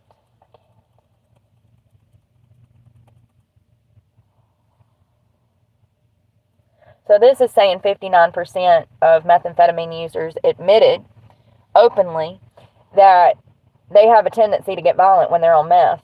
Go figure. Who would have thunk it? Who would have thunk it? We needed a whole study for that, for a little bit of common sense.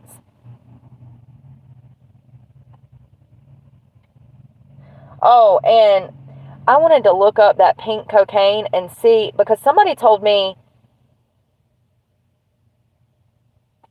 that there's different versions of it.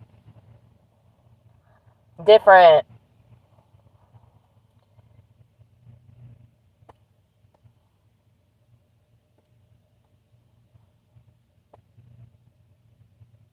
strands. I don't know what else to call it.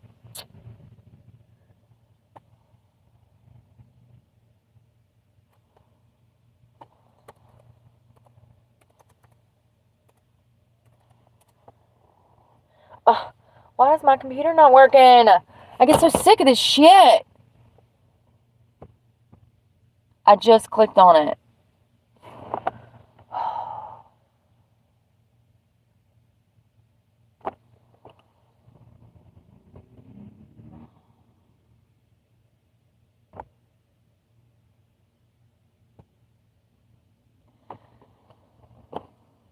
So yes, it can have anything from cocaine to fentanyl to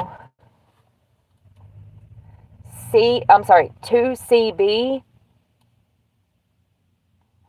So it says pink cocaine has also been referred to as 2C? It's TUSI, I don't know. The original compound in 2C was 2CB, a psychedelic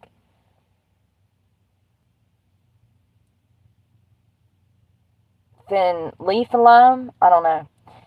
But since 2CB became harder to get, drug organizations shift to a drug cocktail in which they dyed it pink and sold it as pink cocaine. It rarely contains 2CB anymore, and the actual substances included in pink cocaine are not known until a sample is tested. It is likely, however, that pink cocaine contains no cocaine. The DEA laboratory testing has identified pink powders containing ketamine and MDA, methamphetamine, ketamine and MDA, cocaine and fentanyl and xylazine. Jesus Christ. Fuck around and find out if you want to. It gives seizures because of the mixture of drugs that are dangerous. It's been causing seizures in people and can be deadly. Pink cocaine is dyed with pink to distinguish it from other substances such as cocaine and methamphetamine. The distinct pink color comes from food dye or colored baking powder.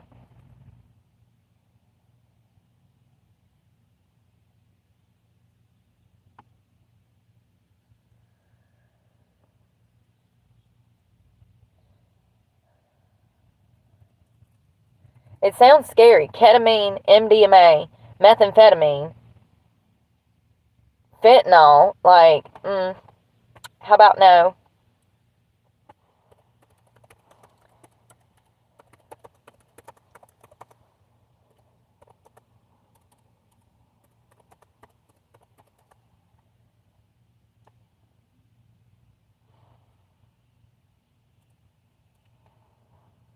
So there was a girl, Macy Marie Leathers, who was 24, who actually lived outside of Miami. She was a Instagram model. Listen. She was actually found in the road in her own urine, rolling around on the ground with her tits out. I cannot make this stuff up if I wanted to. I've seen the body surveillance footage from the cops. It took 3 officers to finally get her somewhat partially clothed off of the ground and into handcuffs. She was high as hell on pink cocaine. And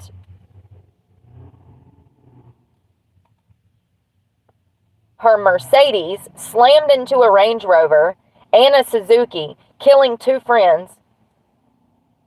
Newly released body camera footage shows her state. Yeah, it does. And it's a freaking hot mess express, girl. Hot mess express. Rolling around on the ground in your own urine, missing a shirt and your tits hanging out. Like, it's crazy, y'all. Newly released body camera footage shows the arrest of a social media model accused of causing a fatal downtown Miami car crash last month. She admitted that she was on a concoction of substances known as pink cocaine. She was arrested shortly after 7 a.m. on August 10th, in which her Mercedes slammed into a Range Rover, killing 2 people, and 2 others were injured in a Suzuki. The Instagram model, who has over 13,000 followers, that's it? And they calling her an Instagram model for 13,000 followers? Faces 10 criminal charges, including vehicular homicide, reckless driving, driving with a suspended license. You ain't even got a license, bitch. Oh my God. Straight to jail. Straight to jail. Causing injury and leaving the scene with death. I didn't even know that was a charge. Leaving the scene with death is the name of the charge. It's probably like a hit and run scenario. You know, you done killed somebody and then you just leave their damn body in the street. That's what she did. Well, and then she got in the street too.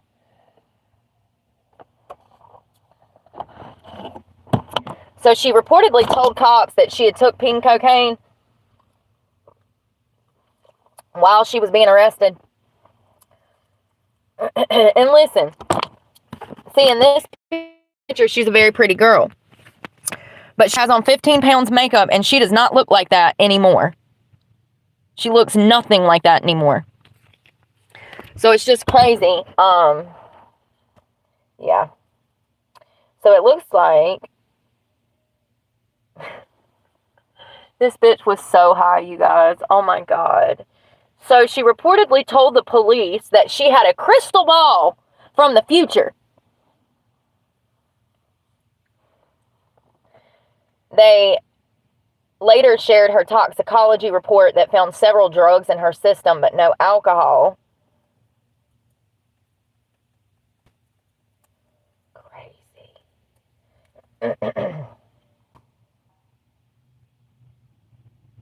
Y'all gave her fucking bond. Miami-Dade, what the fuck?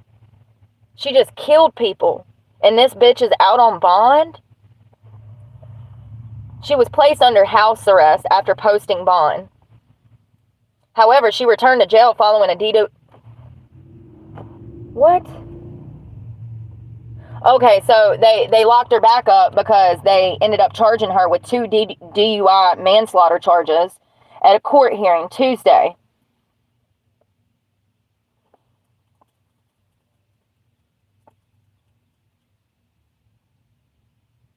Body camera footage released by the Miami police to multiple media outlets show her on the ground topless, breathing heavy after the accident.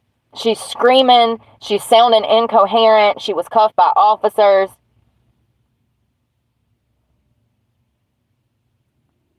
She's telling the officers that she's from the future.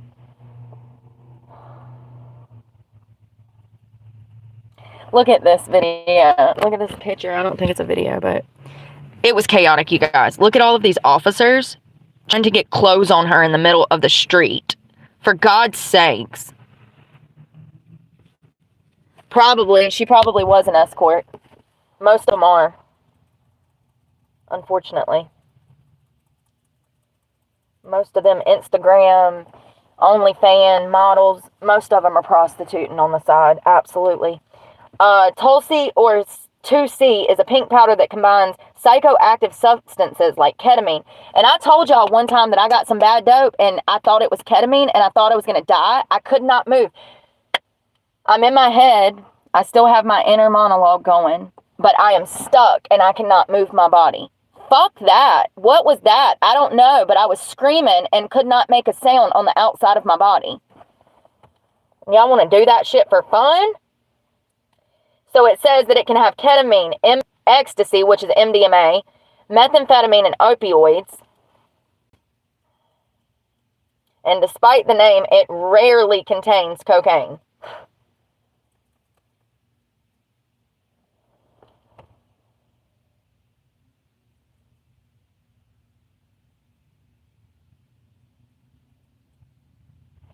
So this girl, Macy, killed Abraham and Jesus, maybe. God. This man was driving to work. His father was driving to work in the Suzuki with his fiance when the crash occurred. And he died at the hospital. And he has a son. He's got a teenager son.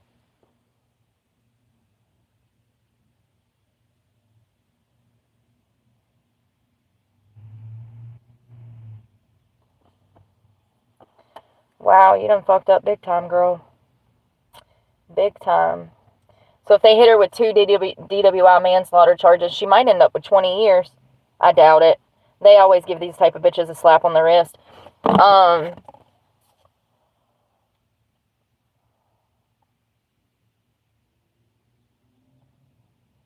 Oh, wow. So she wasn't just screaming and claiming that she was from the future. She was also vomiting everywhere. Bitch, I think you've had too much. If you're starting to throw up, I think that's a sign you've had too much.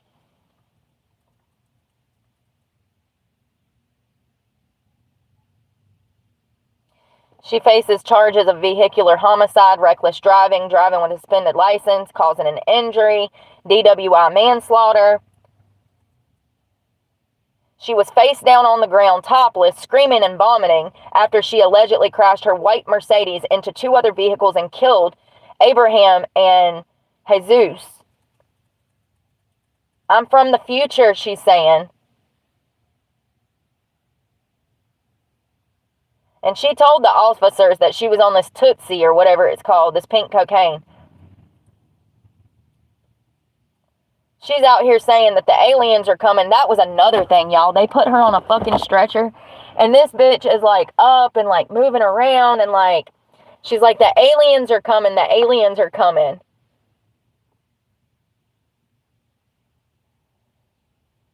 Yeah, they wanted her ass in jail. Her sugar daddy done got her out.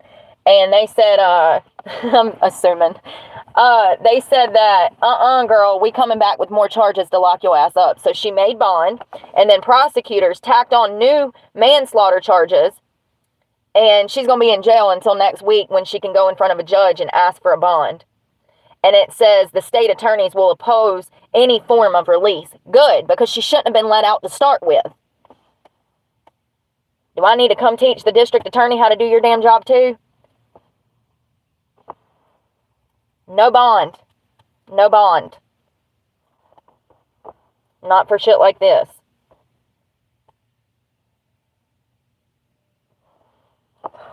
It's just crazy because she don't even look like that anymore. That's the craziest part. It's like that other one, Courtney Clenney. Remember, she stabbed her boyfriend, and let me see.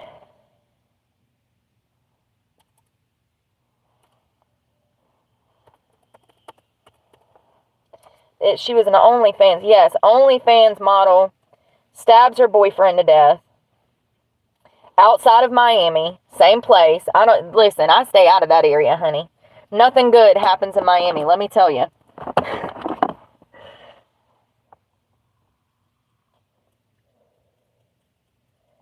So first of all, Courtney, who was 28 years old, was dating this guy named Christian, who was a black guy. And it's important because their relationship was already volatile. Courtney used to beat on him, and he would push her back or grab her hands to prevent her from attacking him, type of thing. We have surveillance footage in the lobby of their apartment complex. Courtney would do this thing where she would try to kick him out of their house, and then he would have to go stay with his mom, and then they'd get back together and things would be fine for a while, and then they'd get to arguing again. And since Courtney is this OnlyFans model, she's over here making millions of dollars off of freaking OnlyFans, and I don't think it was millions. I think it was more like hundreds of thousands, but still, she's making a good income. They are fighting all the time. I do believe that they were probably into drugs, probably into partying. They're the age. She was an OnlyFans model. She walked around half naked everywhere. You know, you can look at people, how they're living their lives, and you can kind of assume what they're into. And this was the couple. She was a very pretty girl. She don't look like that no more, honey. Her ass done blew up in jail. She been sitting there eating them Debbie cakes. Eating them Debbie cakes. You ain't got no blonde hair no more. You can't get that done in jail. So what happened was they got in an argument one night, and she stabbed him. And she calls law enforcement. First, she calls her mother. Then she calls law enforcement. And she says, you have to help me. He's bleeding out. He's bleeding out. And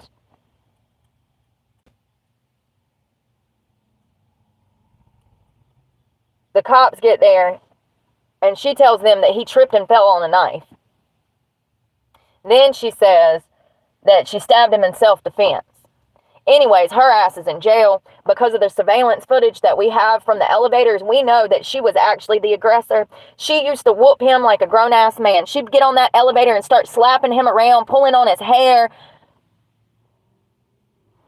She's fucking crazy, okay?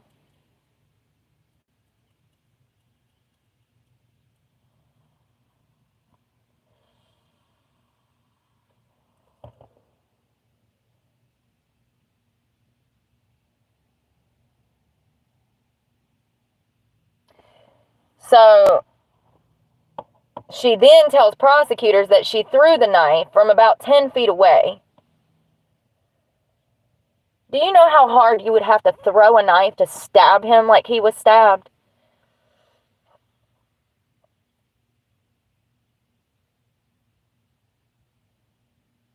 She had more than 2 million Instagram followers at the time of her boyfriend's death.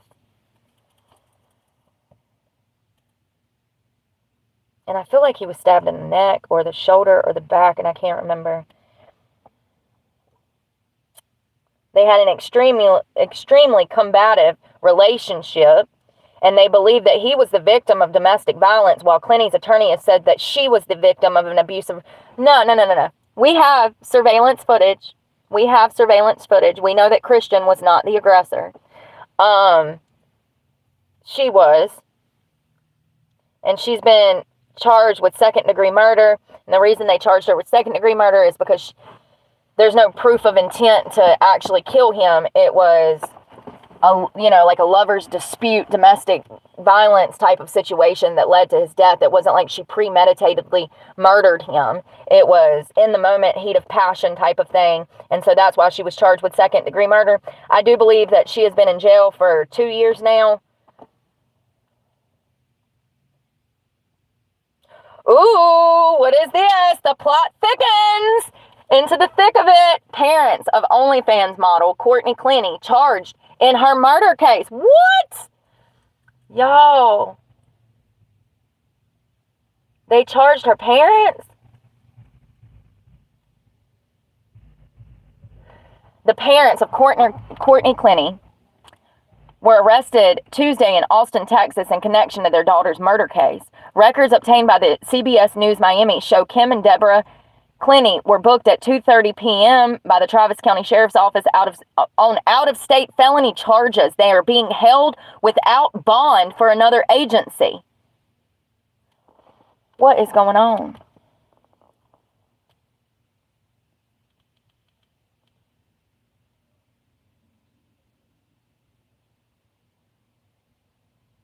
There's a gag order. The state sought a gag order. But why were they arrested?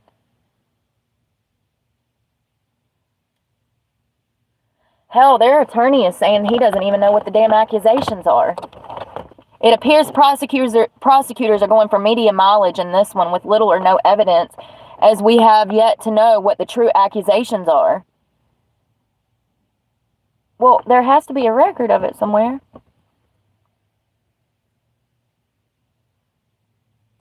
Ooh, what? So it says, according to the arrest warrant, Kim and Deborah and Courtney are charged with one count of unauthorized access of a computer system, or electronic device of Christians. I wonder what she was destroying. Text messages? Was she... I don't know. So it was Christians, computers, or electronic devices. And all three of them had access to his computer system, cell phone, or technology. And so that's why the parents were charged with felony charges.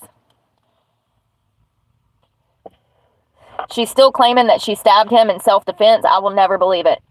I will never believe it. Do y'all want to see the video of her attacking him? Let's see if I can find it. She used to beat the shit out of him. I'll never believe it.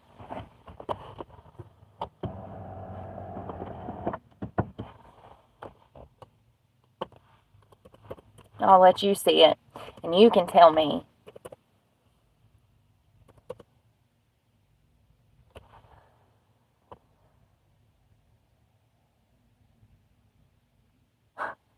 Look at her now. I mean, she ain't ugly. She just ain't that Instagram no more. Been sitting in jail eating Debbie cakes.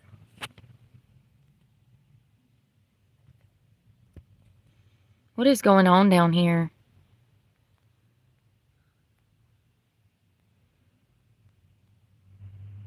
They tampered with the boyfriend. Thank you, Cecilia. I love that name. I hope I'm saying it right. Yeah, that's what I was thinking. They must have been trying to delete evidence.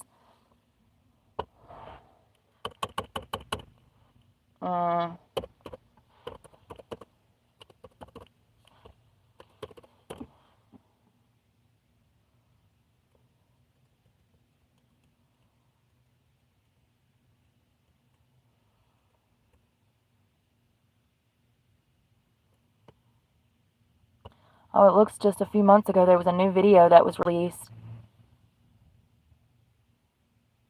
I've never seen this.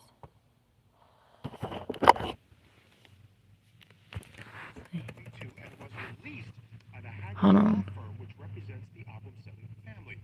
This attack happened just before Abumseli was stabbed to death on April 3rd, 2022. And we want to warn you, it can be a bit difficult to watch. Oh, God.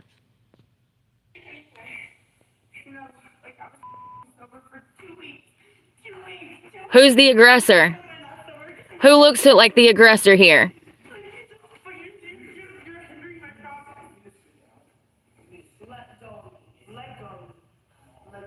And this is not even bad. This is not the one that I was looking for, but clearly you can see that she's the aggressor. Okay, first of all, and we have numerous videos like this, and this one's not even bad. Let me go find the elevator one, because that's crazy.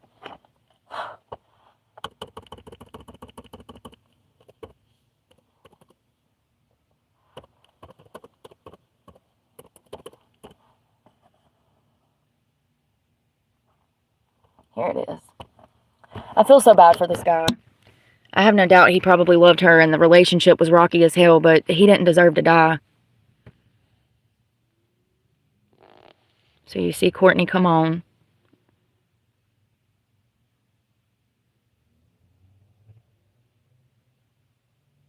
Who thinks that she threw a knife at him? He's like literally having to restrain her because she's like pulling his hair, beating him.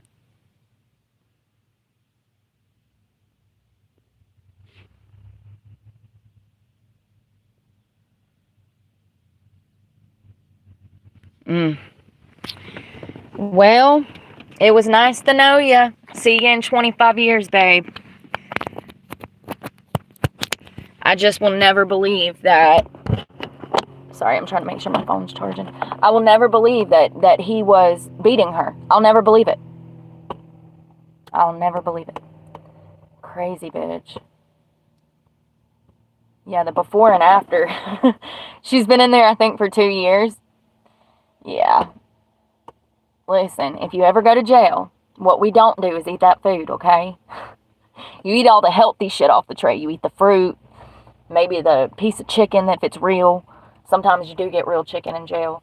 So, the vegetables, you don't touch the cakes. You don't eat the Kool-Aid. You don't drink the Kool-Aid. You don't eat any of the cakes. And you won't blow up like that. And you work out every day. I used to run 5 miles a day when I was in prison. So, that's how I stayed fit.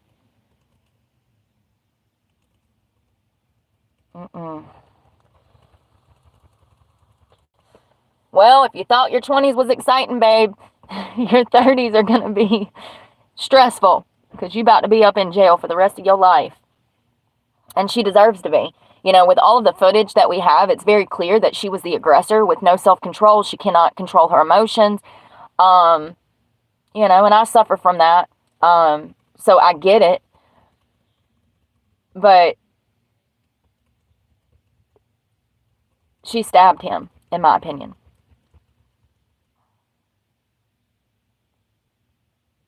Y'all, I have no plans today. I'm lame, ain't I? I mean, I guess I could do some cleaning.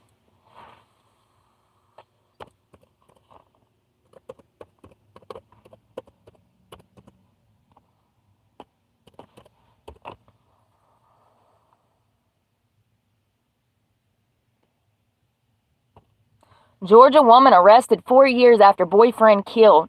He was found in a shallow grave. What the fuck is going on? I can't even find somebody. And y'all out here killing the one you got.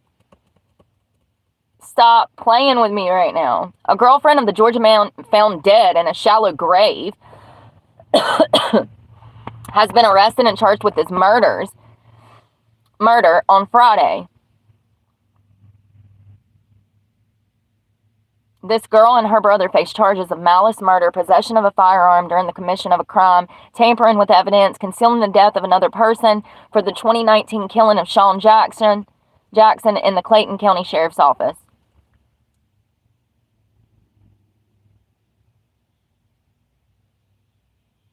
So this girl, Hurt, is her last name. She filed a missing persons report on Jackson July 3rd of 2019. Investigators later learned that Jackson was having an affair with another woman. Hurt found out and had a fight with him in front of the mistress's home. The pair then went home and fought throughout the night.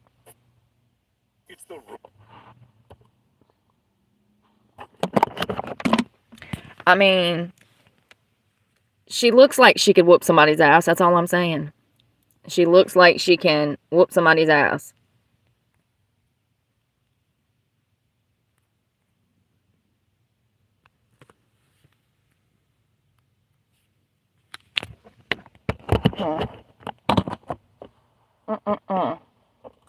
So how'd they kill him? Oh, they shot him?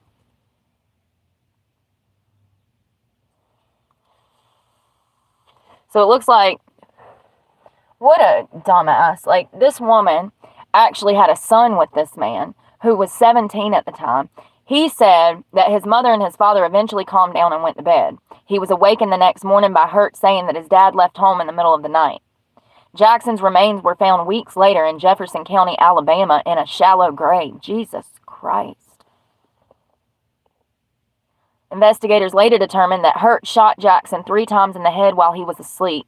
She then called her brother, Stephen Hurt, to help dispose of the body.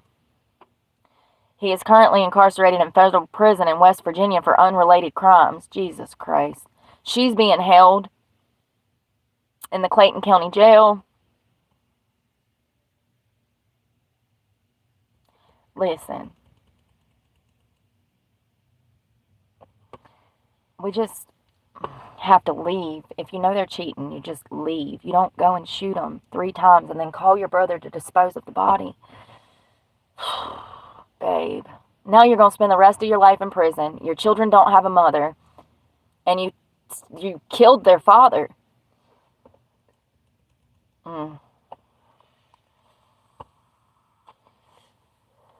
I can't even find a mate, and y'all out here killing them left and right. Woman learns fate for killing her boyfriend with poison.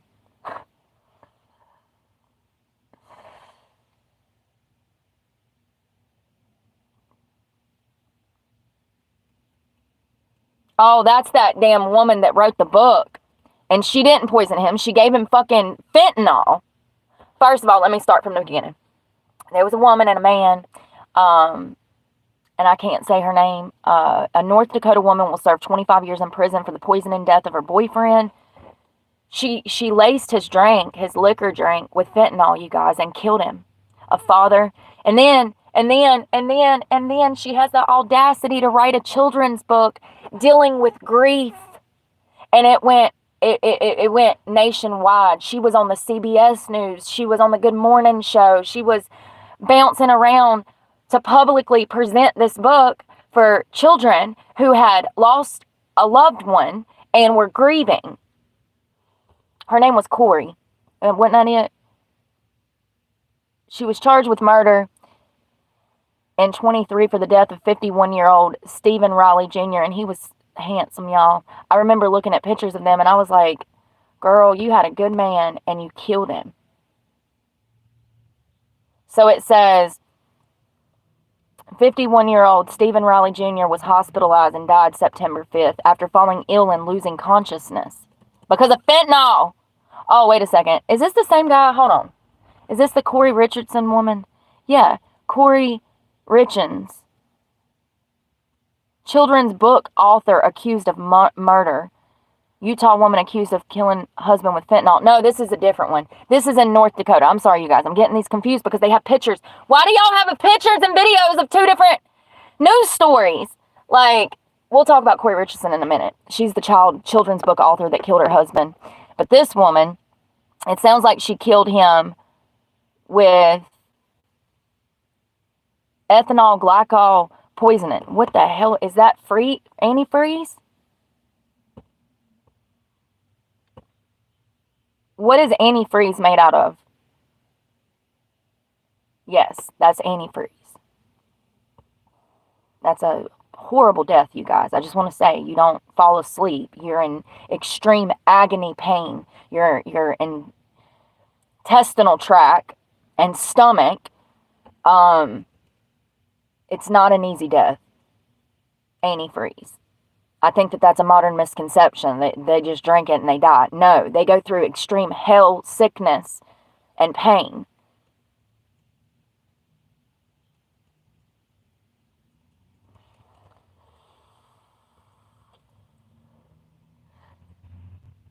She looks like a miserable bitch. Sorry.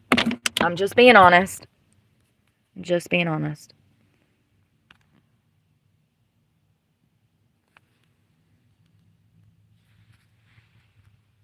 Oops. Dang it. Ain't that crazy? So she pled guilty in May. And they recommended 50 years in prison. So she got 25 years with 25 suspended, along with 10 years of supervised probation, restitution to be paid to the family. She faced up to life in prison without parole on the charges. Yeah. She should have went for forever. Authorities claim that Riley had been drinking alcohol all day and suffered a heat stroke in the days before his death. This woman knew of the inheritance, which she thought was over $30 million, and felt she was due to a portion of it. as Riley's common law wife. North Dakota does not recognize common law marriages.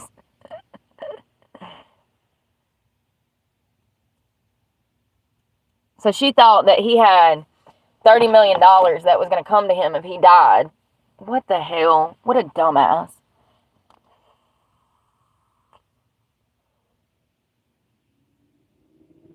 Several people in recent months have been accused of using poison to kill their spouses or partners in the U.S. Last October, a poison specialist and former medical resident at the Mayo Clinic in Minnesota was charged with fatally poisoning his wife, a 32-year-old pharmacist who died in August. In May of 23, the author of a children's book on grief was accused of killing her husband by poisoning him with a lethal dose of fentanyl in their home in Utah.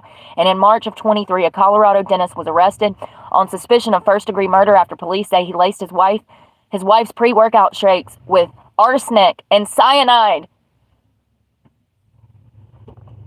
I changed my mind. I don't want to ever settle down. I changed my mind.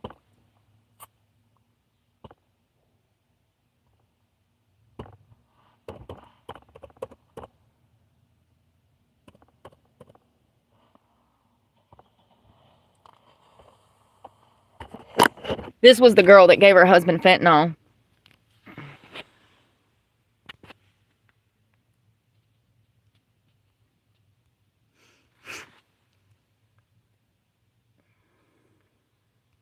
She looks like an evil bitch.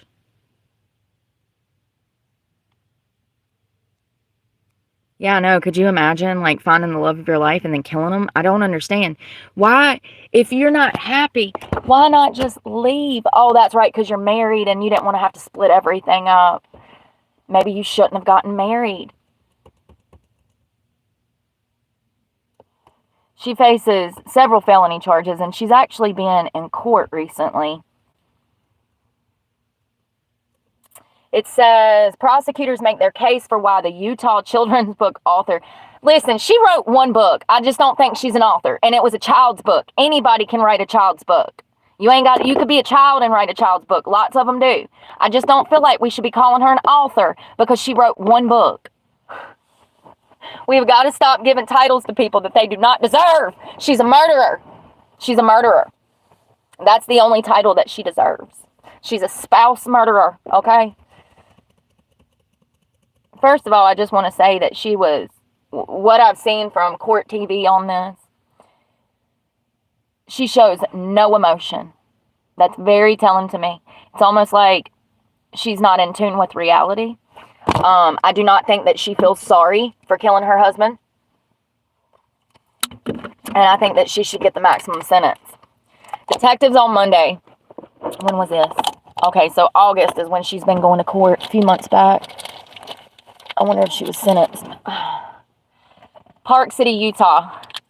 Detectives on Monday described in court how they zeroed in on a Utah mother known for her children's book about grief as the main suspect in her husband's fatal poisoning.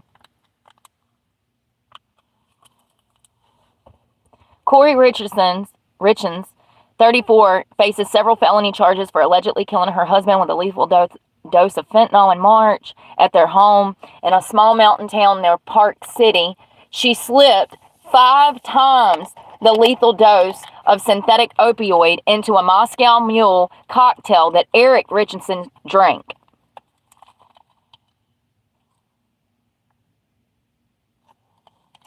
It's just so fucking scary.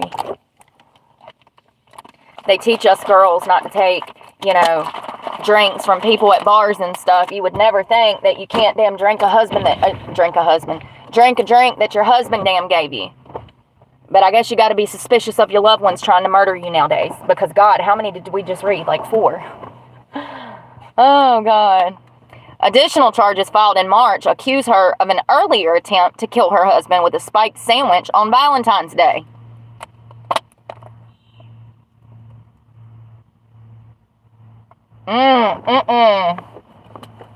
Where's she getting the fentanyl from?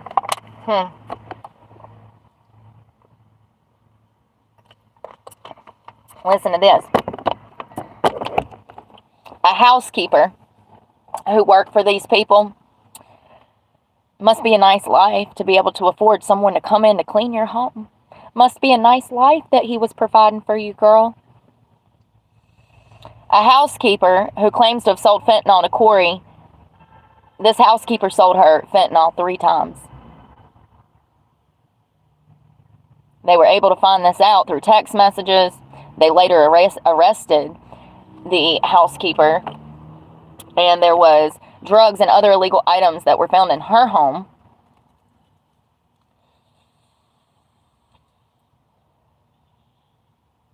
And after she was told that the drug charges against her might be reduced or eliminated in exchange for help for information, the housekeeper went back and forth on what happened and what didn't happen.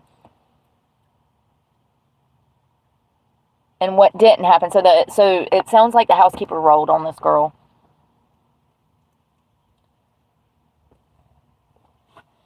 The housekeeper said that she had sold Corey up to 90 blue-green fentanyl pills. Officers did not find any fentanyl pills in the house. So what, she was on drugs? That's what it sounds like. Where'd those 90 pills go?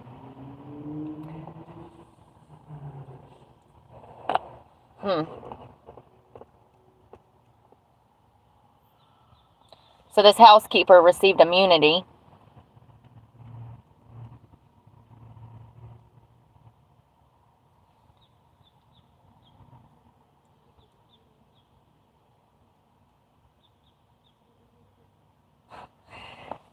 In the months before her arrest in May of 23, the mother of 3 self-published a children's book. Are You With Me was the title of it, about a father with an angel wings watching over his son after passing away.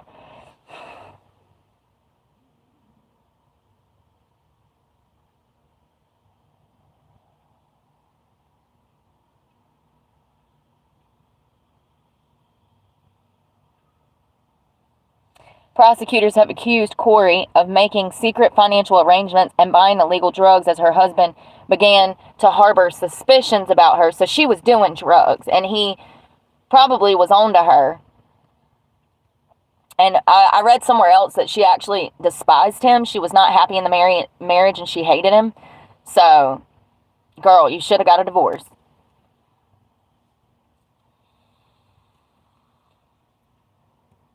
So she should have been sentenced. Let's see what she was sentenced to, because this was back in August, so she should have been sentenced already, unless the trial is still going on months later, which is a possibility. Corey, verdict.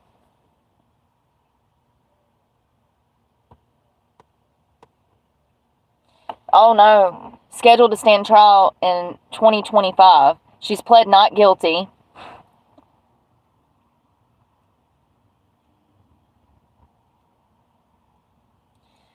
Wow. Fraud and forgery in connection with obtaining a $2 million life insurance policy on her husband.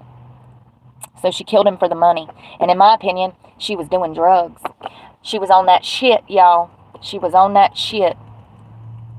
We have the drug dealer that supplied the drugs, the maid that bought the drugs from the dealer, and then also their accounts. They told everything. They told that she was buying fentanyl pills, you know? So where did all those pills go? She didn't use those to murder her husband. She used fentanyl powder. She spiked his drink with powder. So where did the pills go? In my opinion, she was probably doing drugs.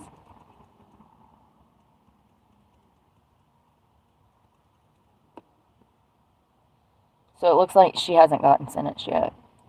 In my opinion, she deserves life without the chance of parole. Or the death penalty. So they had a $12 million mansion, first of all. When Corey Richardson was arrested and charged in her husband's death, her hopes for the project and the potential $12 million payday, it came to an end. The mansion was put back on the market and recently sold for $3.75 million.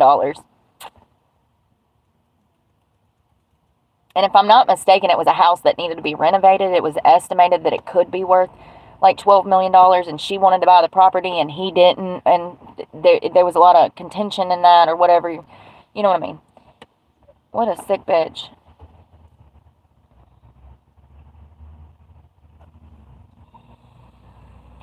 And that other case with the woman that supposedly ran her boyfriend over, I wonder if she was sentenced. The cop, what was that girl's name? Oh my God, y'all. Such a good case.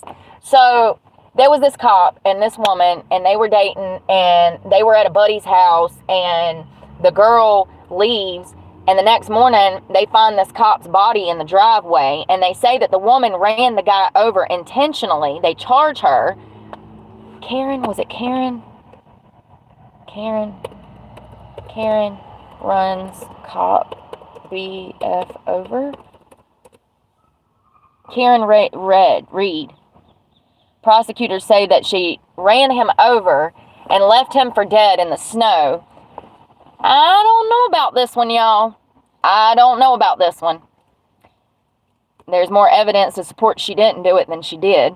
And it's crazy. So it says that she was charged with second-degree murder in connection with the death of her boyfriend, John O'Keefe, who prosecutors allege she drunkenly ran over in 22. From what I read in the autopsy, it looked like he was in a fight, but I could be wrong. I could be getting more cases mixed up. So did Karen Reed drunkenly run over her boyfriend and kill him in Canton, Massachusetts in January of 22? Or is she the victim of an elaborate cover-up scheme created by the cops to frame her? Depends on who you ask. But on April 16th, a jury will begin to decide. Reed is charged with second-degree murder. Why do y'all just repeat the same shit? 46-year-old John O'Keefe, a beloved Boston police officer who prosecutors say was run over by Reed's SUV in the late January mornings of 22 after a night out of drinking. From my understanding, 4 people went to a bar. They were bar hopping. It was some buddies of John's. Karen was there. They went back to the buddy's house.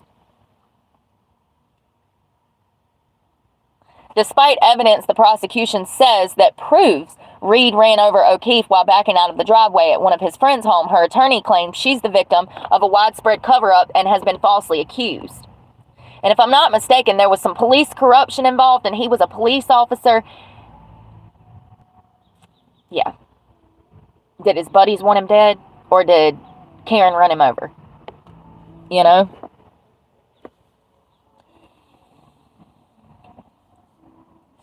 So after drinking at bars with Reed and friends, Keith planned to go to his friend and fellow police officer's house, Brian Albert, home for an after-bars gathering. Reed dropped him off in the driveway and went home. Early the next morning of January 29th, Reed and 2 of John's friends began searching for him after Reed realized he did not return home. So they're all out drinking. She drops him off over at these other officers' houses. The next morning, he's found dead in the snow.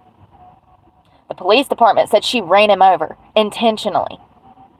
Y'all, the whole case is sketchy as hell. It's one of my favorite cases recently. So they're searching for him. She says that from a distance, she spotted John's body in the dark morning hours. John, who was found with multiple injuries and blood around his mouth and nose, was transported to hospital and pronounced dead. That's another thing. I want to see if they got an autopsy on him, because I'm telling you, the autopsy does not match a car accident. John O'Keefe's autopsy report. He died from blunt force trauma to the head. That's not a car crash. A car crash is going to be to the legs, the body, you know. I mean, maybe if they run him over, absolutely. But he died from hypothermia and blunt force trauma to the head. I don't know, you guys. It's sketchy as hell. It makes no sense. No sense. Here's something I will tell you. Stranger things have happened to officers just to be removed out of departments. So did the officers kill him because he knew too much? Because, you know, what? I mean, there could be endless possibilities as to why they would want to murder him and frame her. They tried to say that they were arguing and that she was mad and she intentionally ran him over. Okay, well, excuse me. Why is there no injury to the bottom of his body where he would have been hit by a car? You think he just jumped in the air head first and she just collided with his head at the same time? It does not even make sense. So, according to Carrie Roberts, who was with Reed when they found the body of John O'Keefe around 6 a.m., Reed still Reed still seemed drunk that morning and mentioned that John was possibly hit by a snowplow. Boston Magazine reported. Reed also allegedly told the first responder, I hit him. Reed was initially charged with manslaughter, but the charge was upgraded to second-degree murder. She also is facing charges of motor vehicle manslaughter while driving under the influence and leaving the scene of a collision causing injury and death. She has pled not guilty. Here's the thing. Her saying, I hit him, I don't think that is a confession. I think that is her being drunk, wondering if she hit him. And that was her biggest mistake in this whole thing, was saying that. That's what got her arrested. And her attorney has since said exactly what I just said, that she was drunk and wondering if she was the one that hit him by accident. But the evidence does not support the theory. The evidence does not support the theory. Like, it just doesn't. If she ran him over with her car, there would be evidence of that on his body. But there's not. He died from hypothermia and blunt force trauma to the head. Y'all, it's sketchy as hell.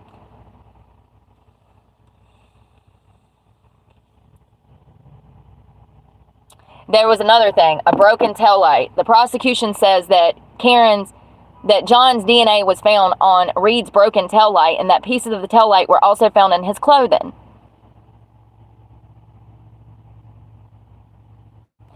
Reed, her lawyer, says that what happened is that something happened with the, hold on one second, because I read it before.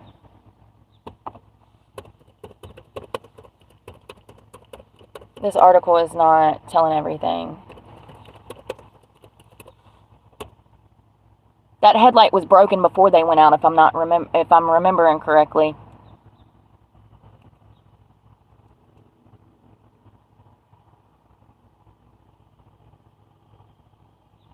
Yes, so she accidentally backed into John's car while backing up to search for him the same morning that they found his body in the snow. So I don't know if that's true. Listen. They're saying that they have DNA on this headlight. I would take that with a grain of salt.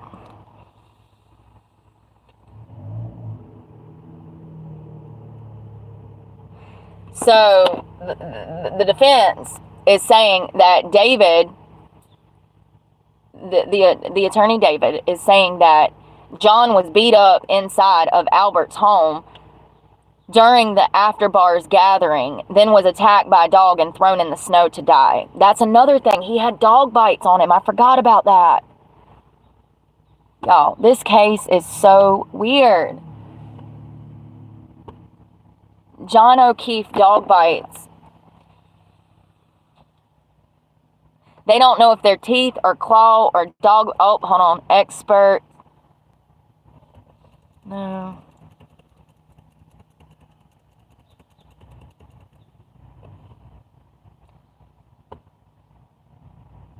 So he also had defensive wounds on him.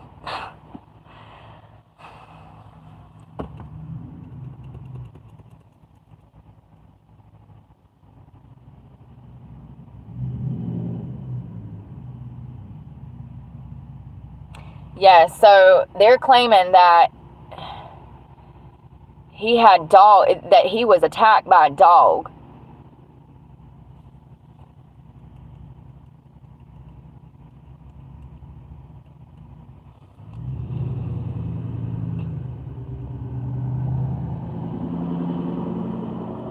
They said that John looked like he had gone 10 rounds with Mike Tyson.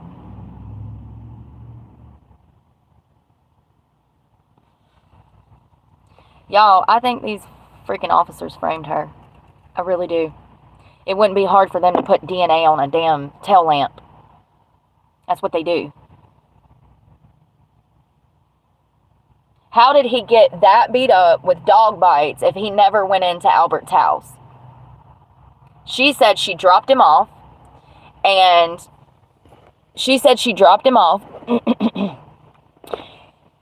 And And she never seen him walk inside. I wonder why they haven't tried to get dog DNA off of, or dog hair off of his clothes, if they think that he was attacked by a dog at some point. And if he was fighting with Albert, Albert had a dog. So if he was fighting with, oh my God, look at these marks, you guys. Trigger warning. I don't know if that looks like dog mites to me. That looks like something else to me. That doesn't look like dog bites. And those two on the left are deep. I don't know. That's the German Shepherd that the officer, Brian Albert's house. That's the house that John went to. He was a fellow officer, and he had a canine dog.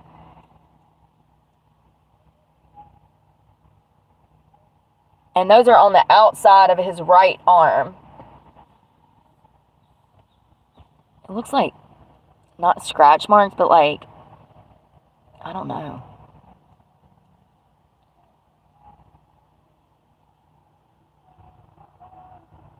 So there was a medical examiner that concluded that these were animal marks. They were from an animal attack, likely a dog that was present at Albert's home the night of the alleged murder. This registered German Shepherd, Chloe, was rehomed out of state immediately after John's body was found. Why are you giving your dog away?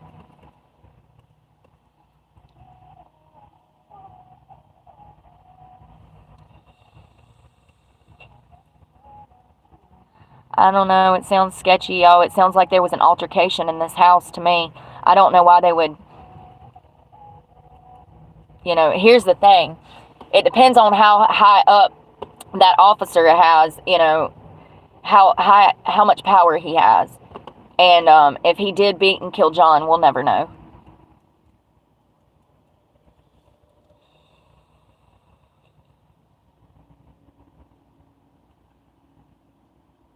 Hold on one second.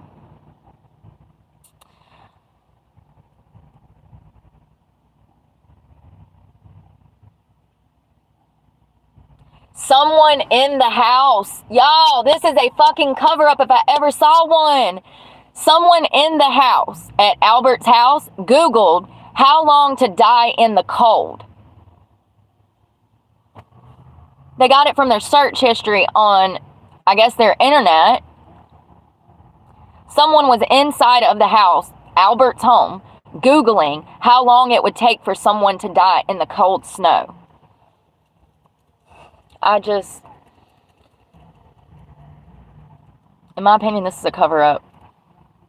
I think that Albert killed him. I think that they got into an argument. I think the dog probably attacked John because he's fighting with Albert. That's why the dog was rehomed immediately after John's body was found. This officer gave that dog away to somebody 3 states away.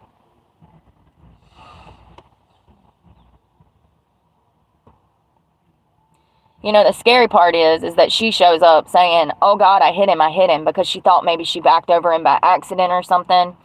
And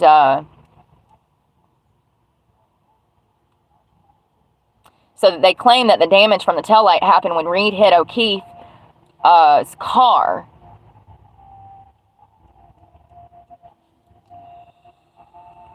What are the chances? You know, she's drunk, driving, goes out to look for her boyfriend, backing into a driveway and hits another car, his car, and broken taillight pieces are all over the road now, which is then implicating her in a crime that she did not commit. The autopsy is the most important thing, because that autopsy shows us the evidence of what actually took place that night. He died from hypothermia and blunt force trauma to the head. He was beaten in the head. Do you know how hard you have to beat somebody in the head to kill him that way? Pretty damn hard. I don't believe that Karen did this. Every time I look at that case, it upsets me. And once again, depending on who this other officer was, Brian Albert, how high up he was, you know, he can change the outcome of these cases by working for the police department. You know what I mean? And like, also, did John know something that they didn't want him to know? Was this in a, you know, a purposeful cover up? Was this a purposeful killing to eliminate him, or was it a freak accident? I think that they probably just got in an argument. They were drinking. Testosterone was raging. They probably started fighting. Once again, the medical examiner said that it looked like he had went 10 rounds with Mike Tyson. But Karen hit him with a car. But he had no injury to the bottom of his body where he would have been hit by a car. It does not make sense. And in my opinion, they're framing this poor woman. They don't want their officer to be caught up in this. That would look bad. It's just scary because she might go to prison. Was she sentenced? I should have Googled that. I wonder if she was sentenced. I need to also lock my computer, Brooke. Lock your computer, Brooke.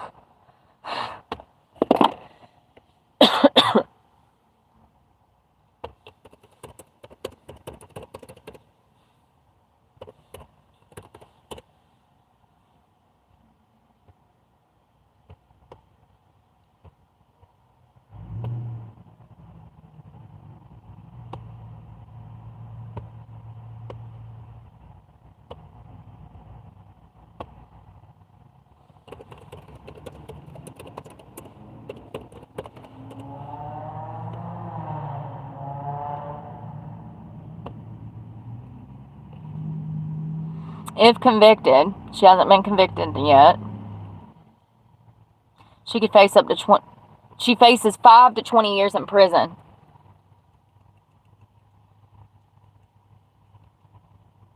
Hold on.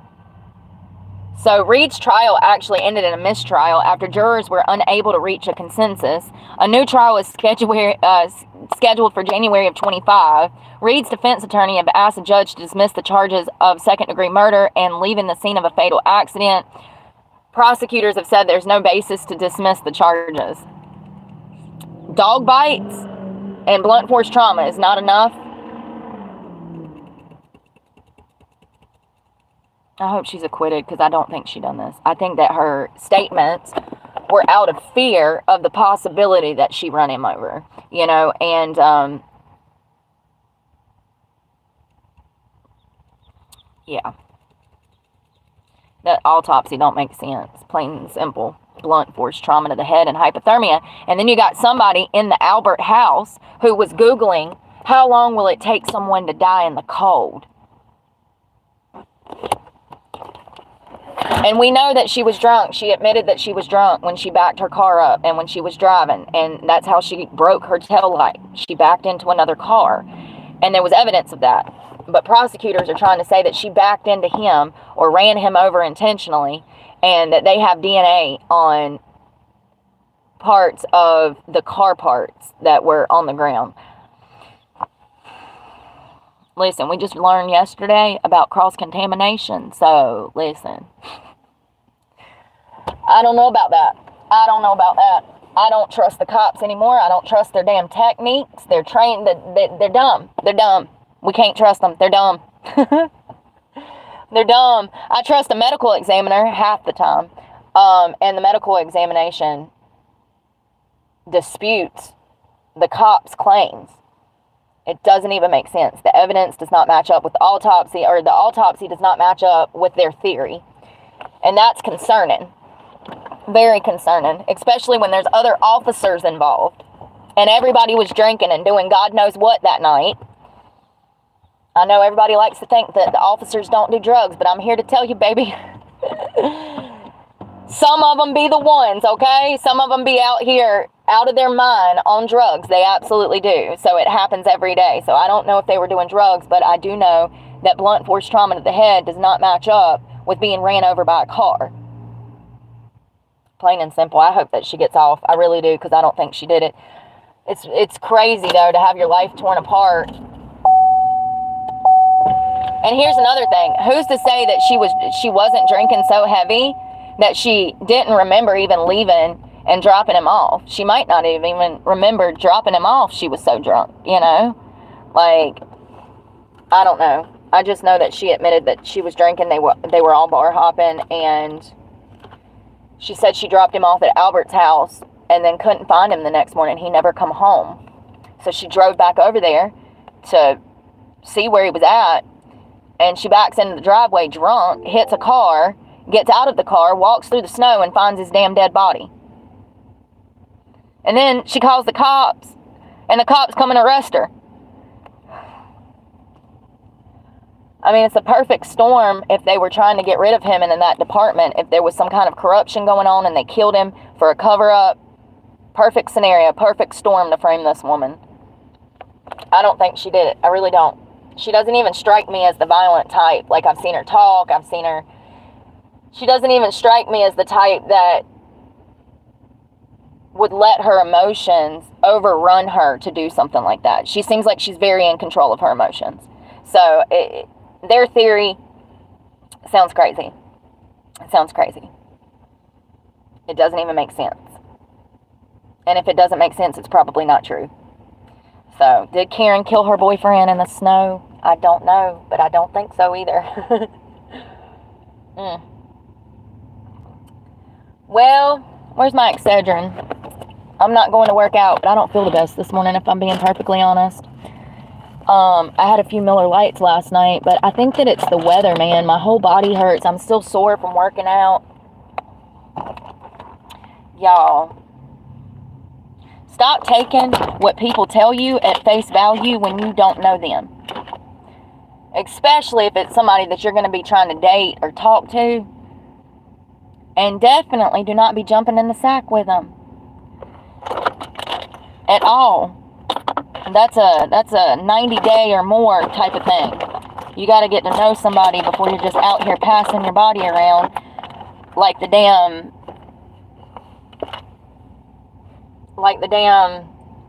collections. What do they call that? Hold on, I'm trying to think. What do they call that thing at church? The tray that comes around to collect the money, like the collections tray at church. Stop passing your body out like the donation tray at church, okay? This is not grandma's candy dish. This is your body. This is your soul. And what do they call that thing?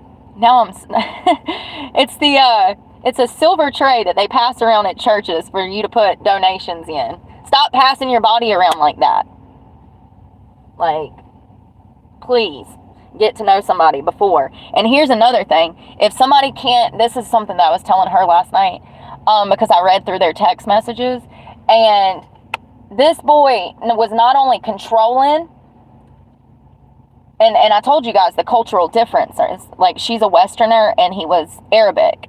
So, listen, I did my studying. Arabic men are very possessive. They respect women, but they respect women a whole lot different than American men respect women. It's a cultural difference. In my opinion, from what I've learned, Arabic men, they're way more possessive and controlling in a dangerous manner than you see in American men. There's a prevalence for domestic violence situations in these homes. I'm not saying all. I'm just saying what studies show. And the religion plays a huge part. They look at women almost in a possessive way, like property almost, like that's my wife. And I explained it a little bit yesterday, but something that I noticed through reading their text messages is he was incapable of taking the word no. Anytime she would go to set a boundary, he was not accepting of that.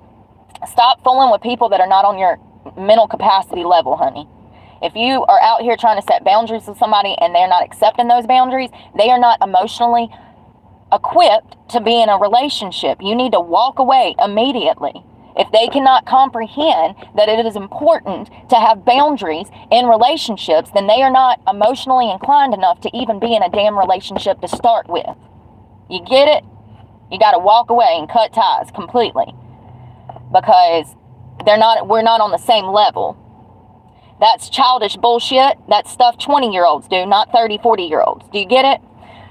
30, 40-year-olds court each other, talk, get to know each other, see if they have similarities, similar beliefs, similar moral purpose, okay? And then later on down the road, they sleep together. Listen, and some of y'all still out here in your 30s and 40s still don't damn get and jumping in from relationship to relationship to relationship to relationship. And once again, these relationships are supposed to be stepping stones towards the person that you are meant to be with. You are supposed to learn from that relationship. You are supposed to self-analyze and say, what did I do wrong in that relationship? Oh yeah, I slapped the shit out of my boyfriend. Maybe I shouldn't do that again. You see what I'm saying? You say, how did I talk to that person? Was I aggressive when we would argue? Was I demeaning? Was I hurtful? You assess how you behaved in that past relationship, and you stop doing whatever mistakes you were making. You stop doing them. You learn from that experience. And you sure as hell don't get caught up with damn married men, honey.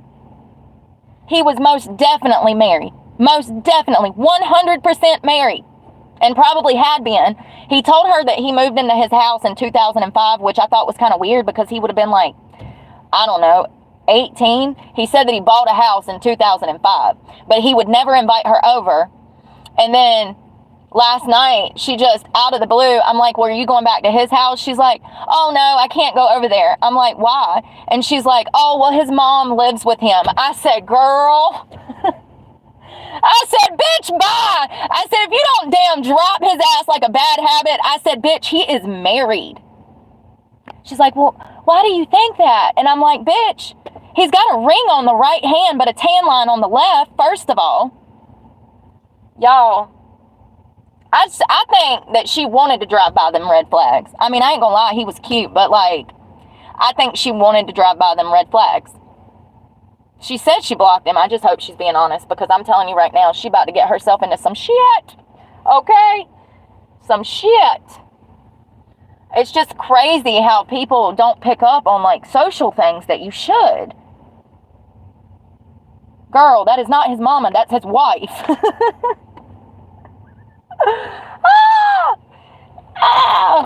Jesus, what is wrong with people, y'all? Am I the only one that sees this shit out here?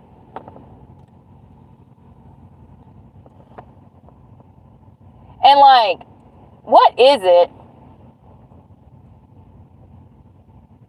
I don't know. I don't know. I'm a leaver, so I just bounce. Don't piss me off. You'll never see me again. I'll run out for milk and never come back. No explanation. I'm a runner, so, which is not good. I have attachment issues, but y'all be breaking up, getting back together, breaking up, getting back together, breaking up, getting back together. And I don't understand that shit. If you know it ain't gonna work, you already know. You just trying to force something that ain't gonna work. You already know it's bad. And you keep going back. Like, just end it already. Like, it's over. Like, stop going back. You already know that they're a cheater. You already know they're a liar. You already know that they're dishonest. You already know they're manipulating you, gaslighting you, abusing you. Stop going back. It's up to you to protect yourself. Yeah, definitely sketchy as hell. Oh, and another thing that I noticed in his text messages is he kept referring to sex. Like, seriously. Like, he would be like, oh, I love you. You're so pretty. I want to eat you for my breakfast. Like, first of all, that is something you say to somebody that you've been with for a long time, honey. That's not something you drop on somebody brand new. Unless you're just looking for ass. And that's what I told her. I said, you didn't notice that every 2 or 3 text messages he was talking about sex? And she's like, oh, I'm like, no, girl, that's what he's after. He's telling you what he's after. Once again, back to the cocaine. When he brought up cocaine twice, speaking highly of it too, and then said he was joking, I told her, I said, that's not a joke. I said, he does drugs. And she's like, what? And then, an hour later, I'm like, he's married. Don't bring me around your Don't bring me around your spouse if they're up to no good, because I'm going to tell it all, honey. I'm going to be like, your husband's coked out of his mind right now, right? Probably having an affair. He was in the corner texting some whore. Like, I will sniff that shit out, okay? Don't bring me around if you don't want to find out, because I'm telling you, I can sniff the shit out. People tell you what they're thinking when they talk. People that don't do drugs don't talk about drugs. People that do drugs talk about drugs. You get it? So, And then the sex. He kept resulting back to these sexual innuendos and puns and asking her when they could hook up. I asked her, I said, so where were y'all going to hook up? Because you can't go home to his wife's house, so where was he expecting y'all to hook up? She lives at home with her parents, so it's not like she can take him over there. So where was you expecting y'all to hook up? It's just so bizarre. Like, but he, in my opinion, he was looking for some ass. He was going to cheat on his wife and probably be high on cocaine the whole time. And that's the truth. That's just how the cookie crumbles. I don't make the rules. I just sniff the shit out. You know what I mean? Like, I met him for 20 minutes and I was like, oh, wow, he's how old? Okay, so he's incredibly immature, super defensive, can't rationalize or even hold a conversation. Girl, what do you see in him? Oh, that's right, he's cute. Stop. Please stop. There's lots of cute people in the world that have brains, that have brain cells to rub together, that can hold conversation. Stop allowing people who are not worthy a spot in your life and access to you, because it might be the last time anybody ever sees you. First of all, but also you're inviting evil into your aura. Okay? You're inviting that drama, that bullshit every time.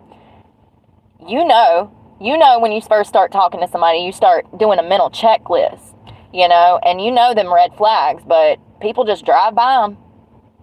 People just drive by them. And I think that a lot of people are lonely and, desperation. Desperate times call for desperate measures. But listen, honey, it ain't going to bring you no joy messing with somebody that don't love you. I can promise you that. That was another thing that was telling to me. He kept saying that he loved her. Dude, you met her 2 days ago. You met her 2 days ago. You don't even know her. You don't love her. You don't even know her. See, it's that dumb shit that pisses me off. I just ain't about the mental bullshit. Don't lie to me. That lie, that white lie, I love you, baby, I love you. I've never met anybody like you. That bullshit? Oh, hell no. I'm going to think you lie about everything else because you standing here lying to me, boy. If you ain't reasonable enough to recognize that you don't know me, so therefore you can't love me, then we are on two different fucking mental spectrums here, honey. Listen, that's some high school bullshit. That's some damn grade school bullshit. I love you. You don't even know me. You know what I mean? Stop accepting answers from idiots, please. You're better than that. We all are. We all deserve to be happy and be with somebody who actually loves us and knows our soul inside and out. That's what relationships are supposed to be about. Not hooking up, not sex, not cheating on your wife, not, that's not love, honey. That's the devil. That's the devil at work. Absolutely. That's the devil. And, this girl, I was just thinking, I was like, bitch, what if I wouldn't have been here? You'd be dating some married cokehead right now. Thinking that he loves you. What the fuck? Y'all, maybe I can be a third wheel on dates for both parties. I just sit and observe, and I can tell you if y'all work or not. I'll be like, well, she's a little defensive, and you're a little high-strung, and you say things in the wrong way, which makes her defensive. Like, I can tell you what is going to happen. You know what I mean? Can y'all do that? I can predict how outcomes are going to play out by certain people's behavior. Can y'all not do that? I can. I can look at a couple. I can see their indifferences. I can see their, one might be hostile all the time when he tries to talk to his wife. I can see where the issues stem from, is what I'm saying. And simply put, a lot of y'all be jumping into relationships with people y'all shouldn't have jumped into. Plain and simple. It don't even make sense. You have to be compatible. And a lot of people are not compatible. But also a lot of people are living for their self-interest. It's not like they're jumping into relationships to actually have something meaningful. They're doing it for their own benefit, whatever feels good at the time, instant gratification, which is really sad, but that's the world that we live in now, hookup culture. I'm just glad that I'm not a part of that shit. It's not good for your soul. That's all I'm saying. Keep your legs closed and pray. That's my advice to ladies.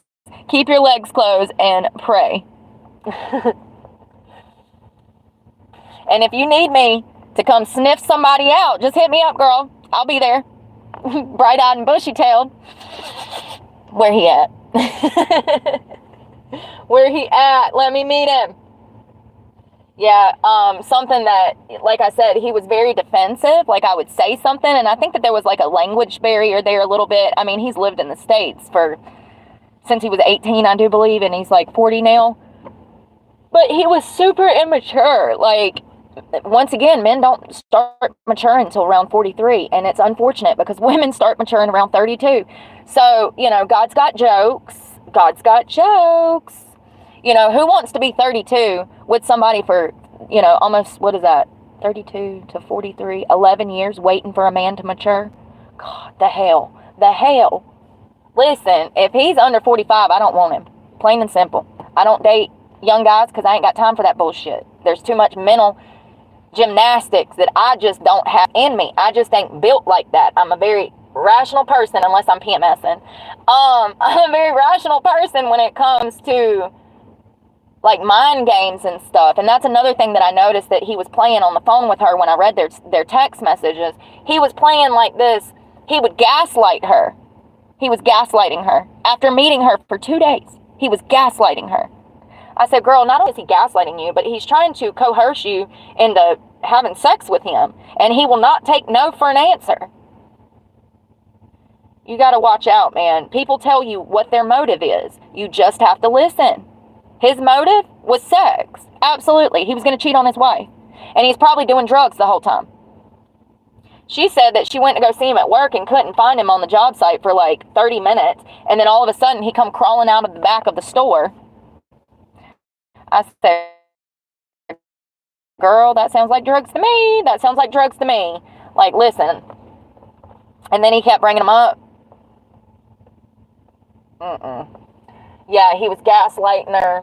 And when I tried to talk to him about something serious, I asked him who he voted for. And he's like, I don't watch that. I don't watch the news. I don't watch this. I don't get involved in all that crazy stuff. And that's very telling to me because adults care. They should. I mean, I know a lot of people don't, but the way that he talked about being interested in something other than himself, he was like disgusted by the thought of rubbing two brain cells together. And it's like, that's very telling. That, you know, it's very telling. And he also had like a one-track mind, which was her. And he was super touchy-feely all over her, trying to kiss her. She didn't want to kiss him. Like, it was uncomfortable to say the least. But it's just crazy how people can't see through shit like this. Like, I saw through it immediately. As soon as she started telling me about him, I started asking questions. And the evidence was not lining up with the theory, baby, okay? The evidence was not lining up with the theory. And then when I saw that encrusted gold band on his right hand, so then she said she's going to hang out with him. And I said, are you going to hang out with him? And she's like, no, I can't go to his house. I said, so you've never been to his house? And she's like, no, he let his mom come live with him. Who believes that?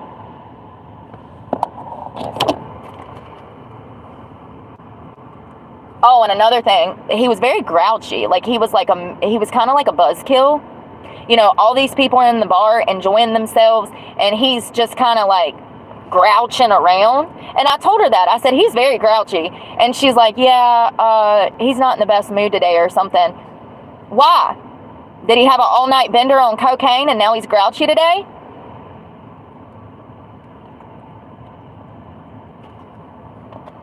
She's like, yeah, he's not typically this grouchy, but he's had a bad day and he had a rough day at work. Okay. Well then, if you know you had a bad day at work, baby, you don't go out in a bar where people are partying. If you've had a bad day, you stay home. Listen, the fact that he brought up cocaine twice and was like laughing about it and talking about it was very telling to me. My final analysis is that he's a cokehead trying to cheat on his wife. Yeah. Poor girl. Good thing she's got me as a friend. I mean, hell, at least I saved her heartbreak, because he was fine. He was fine.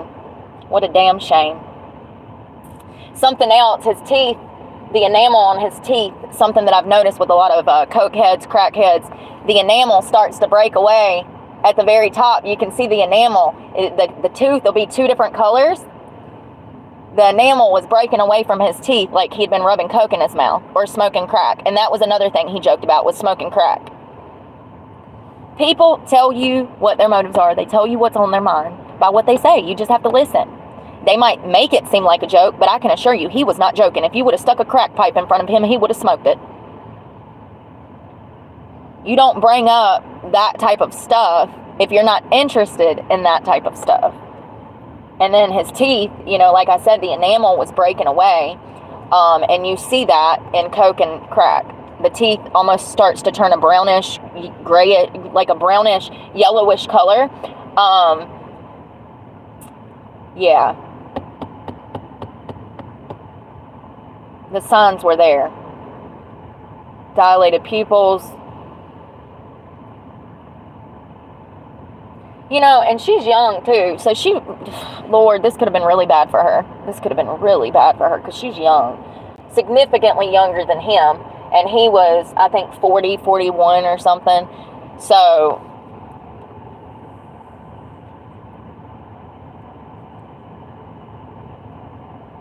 and I wanted to say something about his mama living with him, but she wouldn't let me. I was going to be like, listen, here, boy, show me pictures of your mama at the house, because I know you got some. He wouldn't have been able to do it. He wouldn't have been able to do it. Because it ain't his mama, it's his wife. Once again, I bet he immigrated here with her. I think he told her that his parents brought him here from...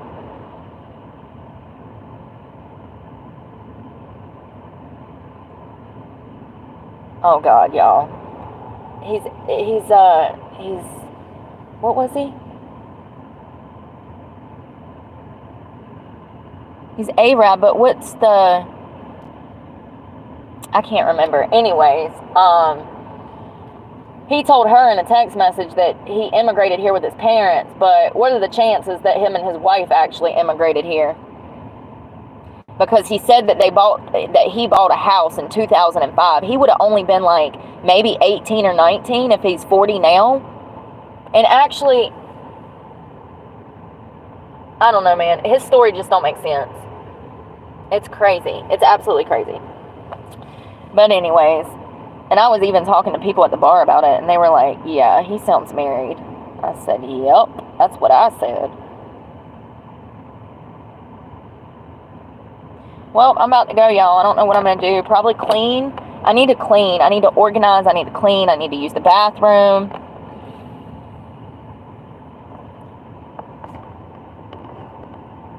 The real question is why do you not care? That's the real question. It's not why I care. It's why do you not care? That's the scary part. Why do you not care? You know what I mean? So go give a fuck today about something. Drink some water. Breathe some fresh air. Say some prayers. Go take a shit and a shave. And we'll talk later. I hope y'all have a good day. I hope y'all enjoy this beautiful Sunday. Happy Sunday. It's the Lord's Day. I'm about to cut me on some Kurt Franklin and go clean. Because it's a mess in here. It's an absolute mess. I mean, it looks like death. Pizza from last night. Trash. I still haven't put that laundry up yesterday. So that's what I'm going to go do. But we'll talk later. Y'all be safe out there and pray for me because God knows I need it. And I'm praying for y'all. Bye, y'all.